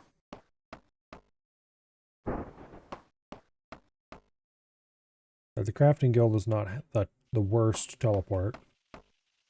A reasonable place to go to make jewelry and stuff if you have to.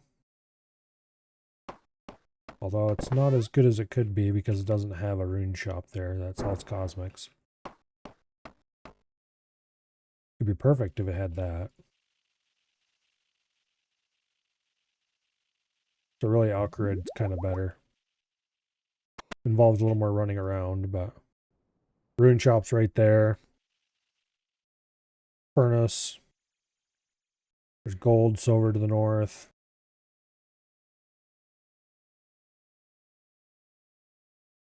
Oh, nice. Jess, Nardoin. Do I have the stuff on me?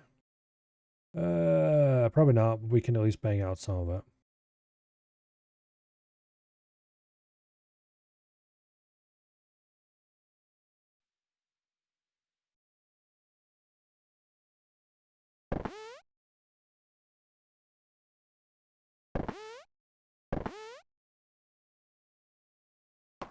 But yeah, I think the plan going forward after I finish the construction grind is lunar diplomacy, possibly thieving for more money.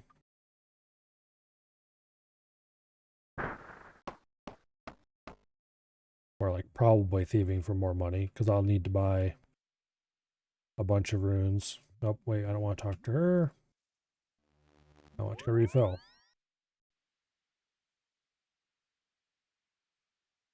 Anyway. And then a whole lot of standing next to a charter ship and casting super glass make and then blowing the results. A lot of lantern lenses sold back to the charter ships.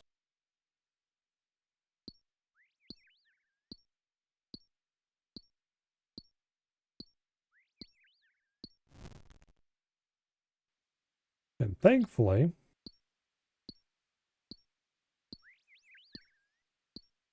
while tedious and boring, it is a fairly straightforward process.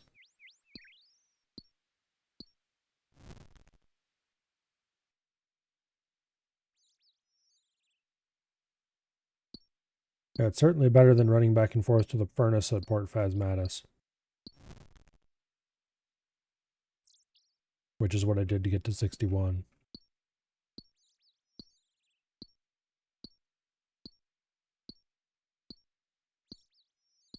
I needed several crafting levels so I could make better birdhouses.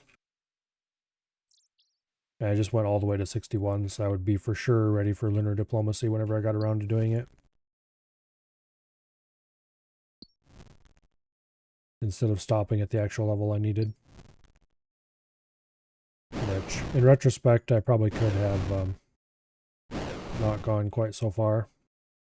And let the quest rewards get me there, because I'm at 65 now.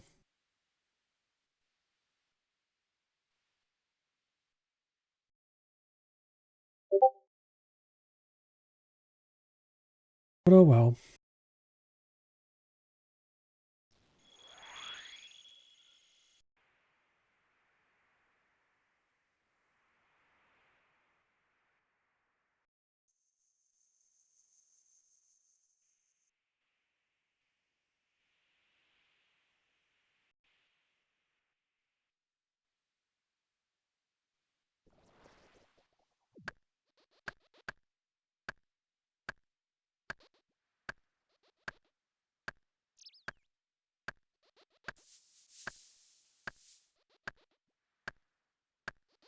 Let's see, how far off am I? 25k? Yeah. We'll get there before the end of stream. Shouldn't be that difficult.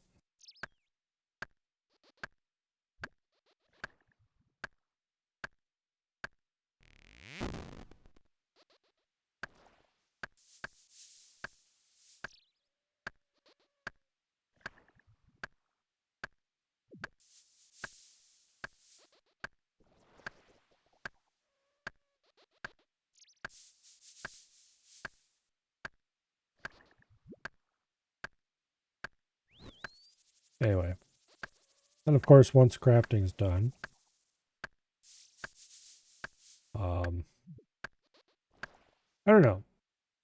I'm kind of torn on whether or not I want to do whether I want to get the mining outfit first and combine the making that gold with getting the gems I need.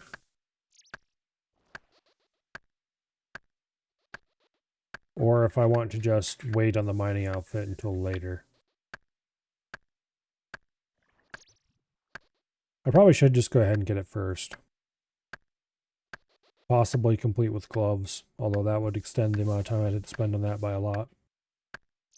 I can't remember. Does Song of the Elves have a mining requirement?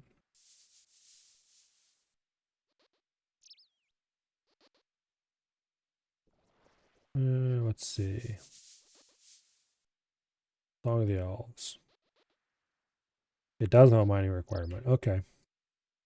I will need to grind out some mining anyway. Only 8 levels, so it's not that big of a deal.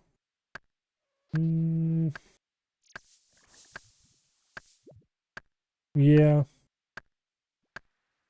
I probably should just go ahead and get the outfit. And then I'll definitely be level 70 mining by the time I'm done getting the outfit and then getting enough stardust to make the outfit shiny and have the dragon stones I need.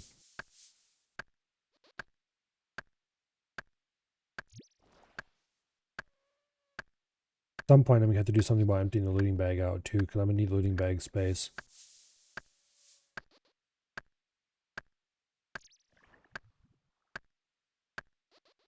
Particularly doing the gem processing. I'm probably gonna have to death bank just to have the inventory space to hold all the jewelry and stuff I need.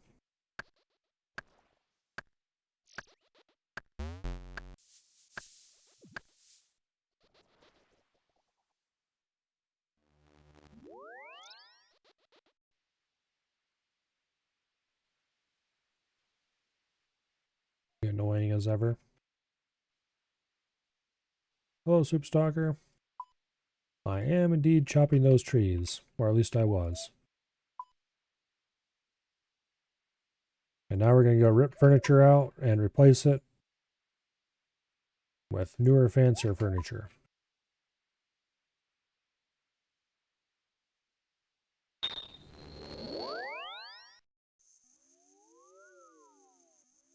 Sometimes literally following in the footsteps of someone else doing the same thing.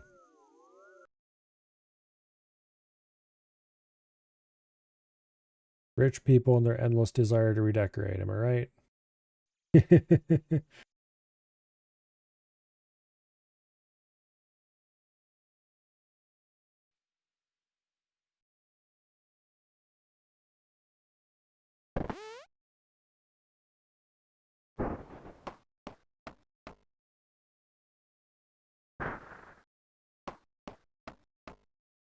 Hmm.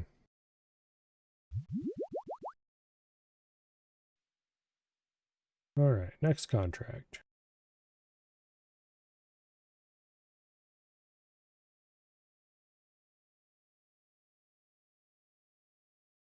Larry, south of Fountain, north of Fountain Follower. Okay.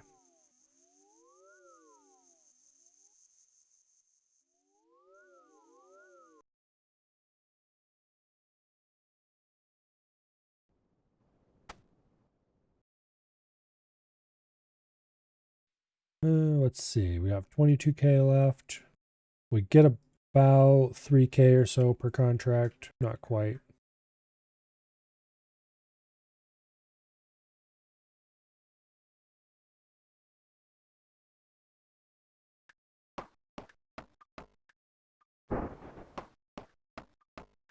Maybe a little more actually.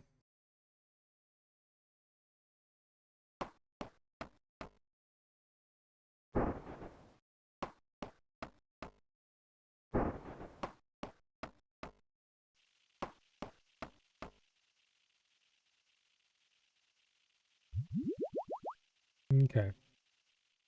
On to the next one.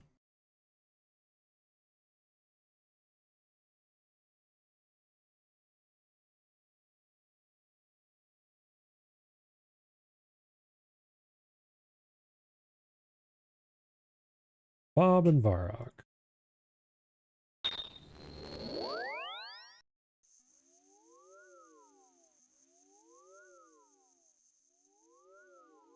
Let's see, I have 122 points already.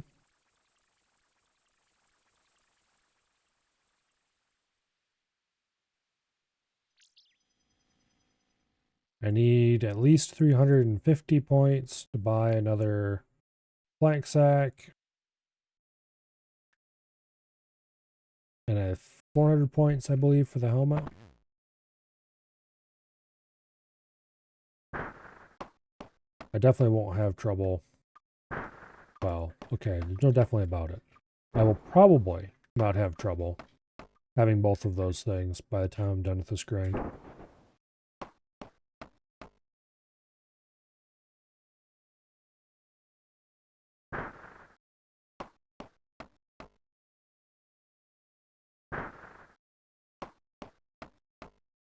Alright, back down the stairs. Give me that delicious XP, Bob, and the disgusting tea that comes with it. And talk to Marla for the next contract. Barbara, south of Hasidius. Nice.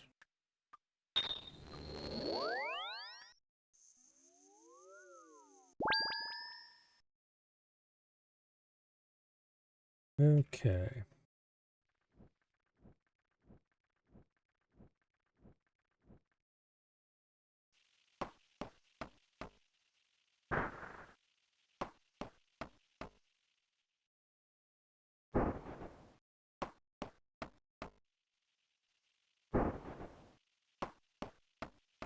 Hey, I just finished repairing that. What are you doing?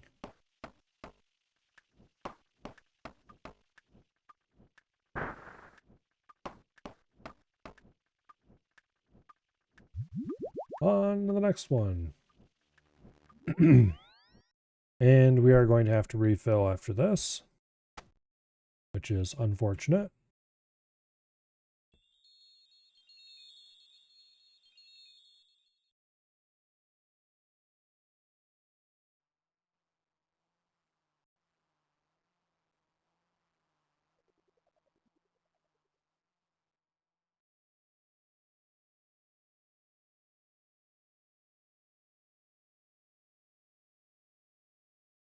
Okay, Larry and Falador.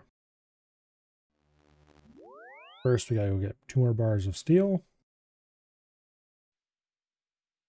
So the wiki suggests that the way you handle getting the steel bars is that you go to the blast furnace and you make a full inventory of steel at the blast furnace. And then whenever you need more bars, you come back and get out a few bars at a time from the dispenser there.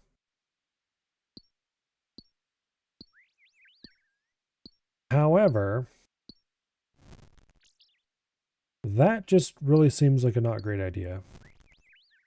It's definitely slower than what I'm doing. And it seems way more tedious. On the other hand, you would not need a pickaxe then, because you can buy the ores you need at the blast furnace pretty cheaply.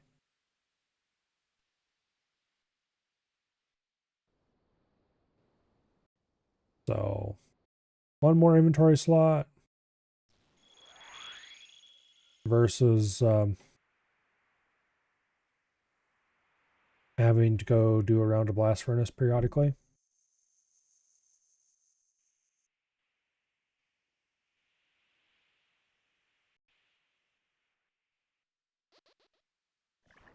And there usually will be enough delay that you should be able to use the blast furnace minigame teleport most of the time. The rest of the time, yeah, you can teleport the G but I don't know. Just going to Kandarian Monastery and superheating a couple bars. I need to use a fairy ring anyway. The alternative would be teleporting to house and then taking, what are you gonna call it? Salve graveyard teleport.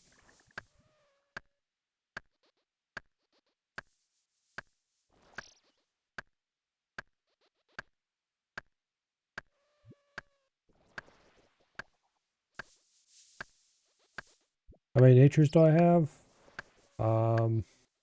4,575. I'm not too worried about running out of those.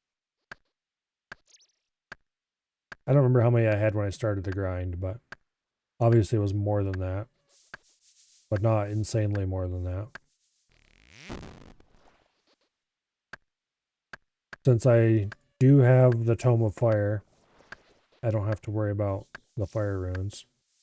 And so it's just a couple natures every few contracts.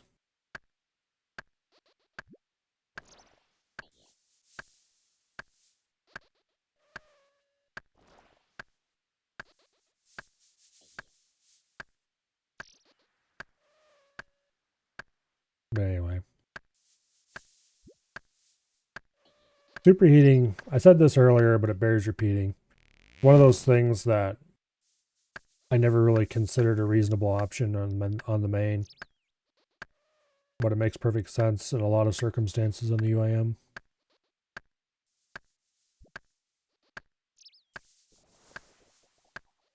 For one thing, on the main, you spend a lot more time thinking of natures as being 90 GP each or whatever they currently are going for.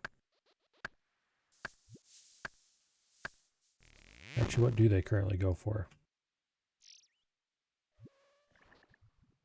117, okay. Well, they've gone up a little since the last time I had to buy some.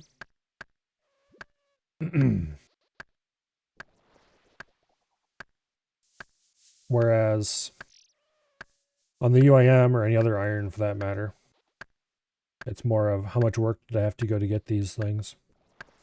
Which in my case wasn't too much, because I just got them along the way when I was doing other things.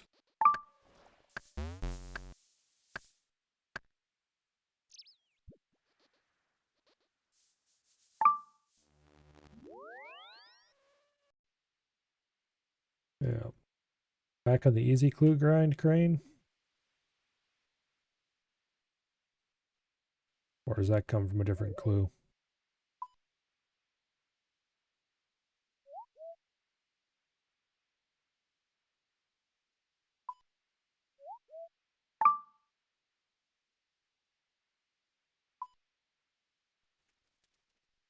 Okay, Larry Infalidor. Getting to 100 easies. I rather like easy clues. Compared to every other clue type, at least. Like, I don't like clues in general. But if I have to do clues, easy clues are the way to go. They're not too difficult. I can do pretty much every easy step that I'll ever encounter without wanting to tear my hair out. And the rewards aren't bad. They've got nice things in them.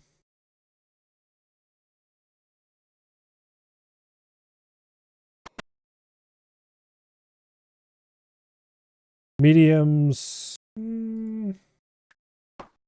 they're still not too bad. Hards are where it starts getting painful.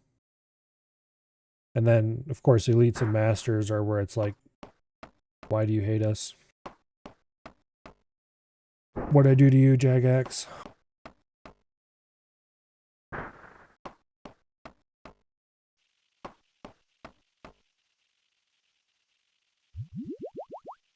I pay membership for 2 characters, and this is how you treat me?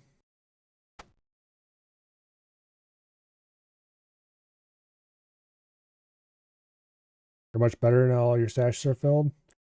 I think I only have like 2 easy stashes left. Let me look. Yeah, I have 2 easy stashes left.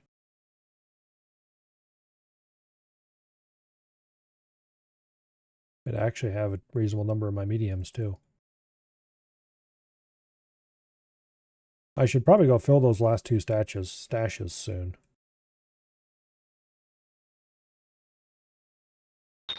And then I can be done with all the easy stashes. And wouldn't that be nice? Proof that Jagex hates irons, requiring 1 in 1k iron requirements from other clues. For example, the flared trousers. Well, you'll just have to spend a little bit of that pet luck in getting those trousers instead.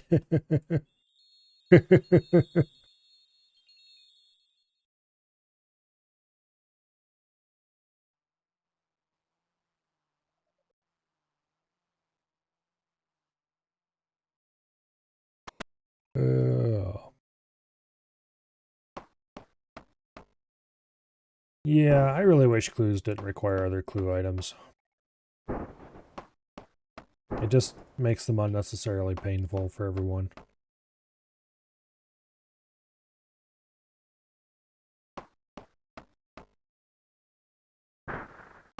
Like, it's not quite as bad as the 1 in 1000 or 1 in 1600 makes it sound. Because you do get multiple rolls per clue. But it's still really bad.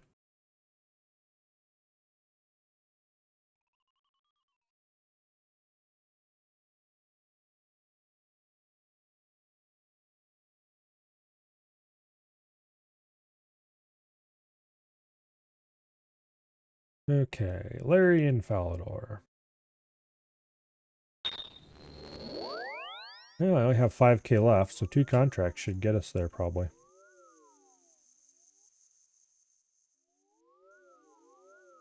And then I'll be level 81. Which matters to absolutely no one, including me. Because I don't think 81 unlocks anything I particularly care about.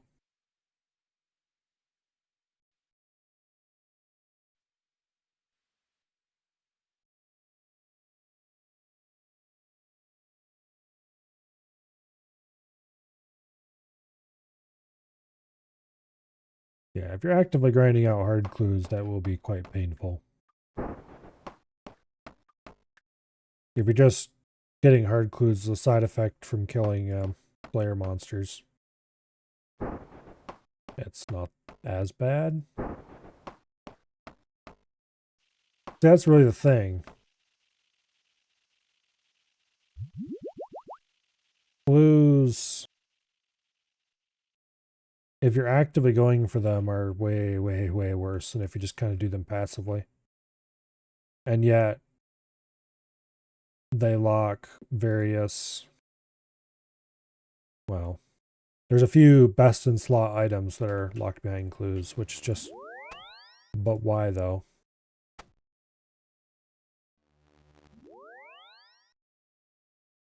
Well, we gotta go refill one last time before 81.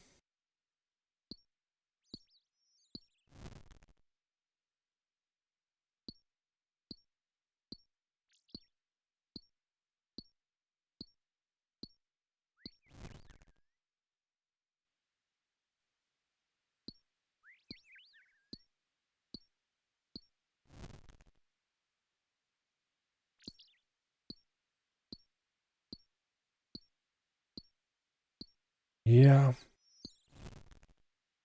Master clues are just really bad.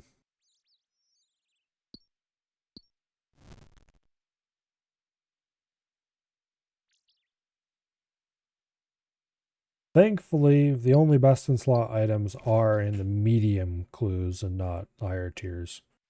Like, mediums can still be annoying, but they're not as punishing as masters and elites are.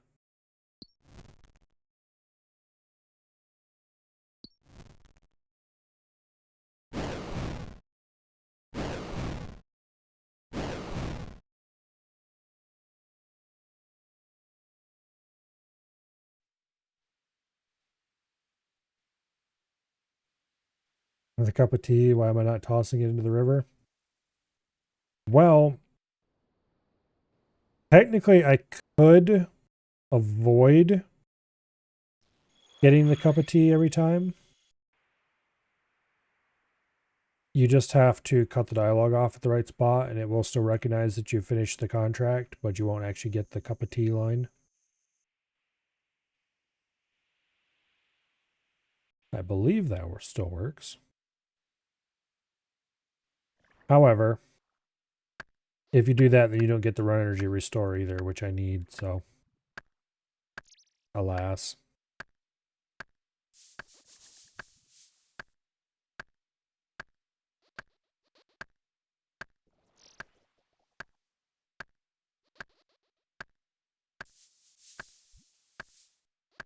Did you get the XP drop? You gotta run away. Yeah. But then you don't get the run restore, I don't think.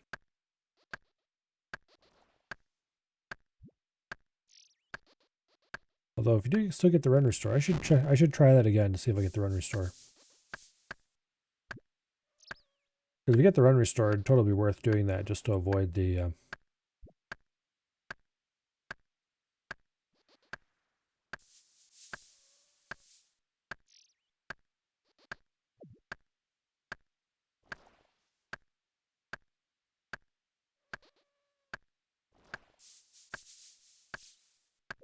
you don't get it. Yeah, I didn't think you did. Because I did do it a few times much earlier in this grind. Much earlier in this grind. And I didn't think you got the run restore.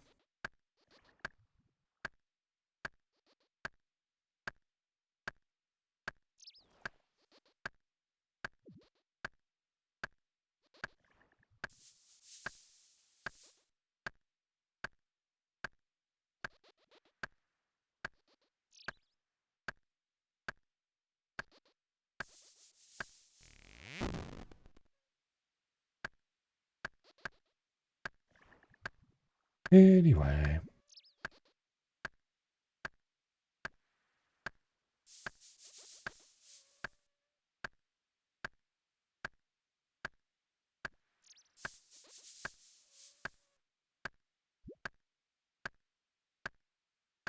Yeah, I'm not sure how much more XP I have left until 85.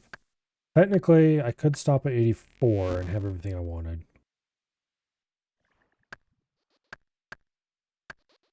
But 85 is just a much better spot. Wherever I stop, I'm not going to restart until it's time to go to 99. And I'm not doing that until after Song of the Elves.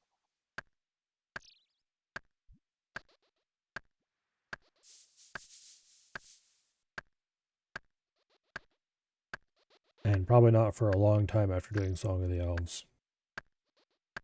Not until I forget how painful the first half was.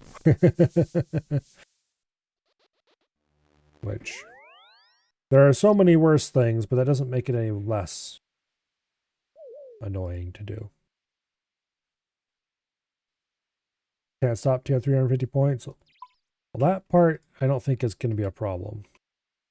I'll just wait to buy the helmet until I have enough to cover both expenses.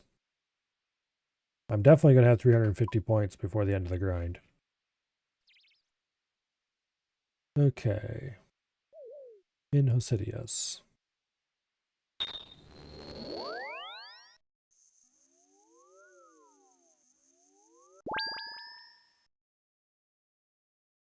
So far during today's stream, I've gained 42k woodcutting, 14k magic, or not 14k, 1400 magic, 3600 mining, and 141,000 construction. Isn't too bad. Over about 2 2/3 hours.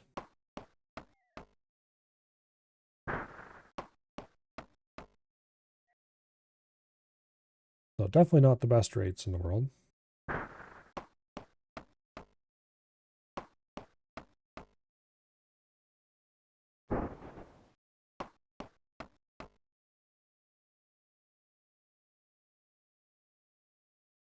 All right, lady. 81 construction. Gilded mahogany throne, basic jewelry box, which I already made. Bounce beam, archery target, posh fountain, gilded mahogany cape rack, desecrated pet house. Okay. Okay, 1525 total level too. Nice. Well, conveniently, it is 1028. And so rather than picking up another contract, I think that I am going to call it here for now. I'll probably continue this off stream tonight though. But not immediately. Take a short break, you know.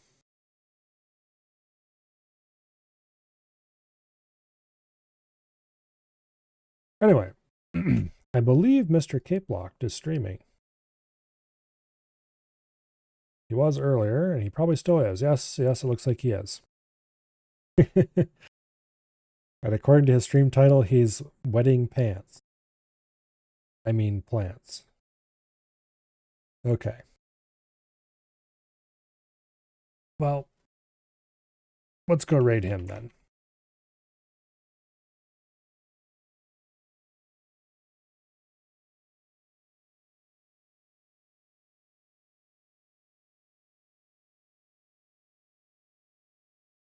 Yeah. Maple runs the clan that I'm a member of from RuneScape. And he's just an all-around pretty cool YouTuber. And he does occasionally stream on Twitch. And even better, he streams later than I do, which means I have somebody I can raid again. Which means wait a couple weeks, maybe a month. He'll suddenly stop streaming and never start again. But anyway. Hopefully I see you all back here tomorrow for some total annihilation. And I will see you all later. Good night and goodbye.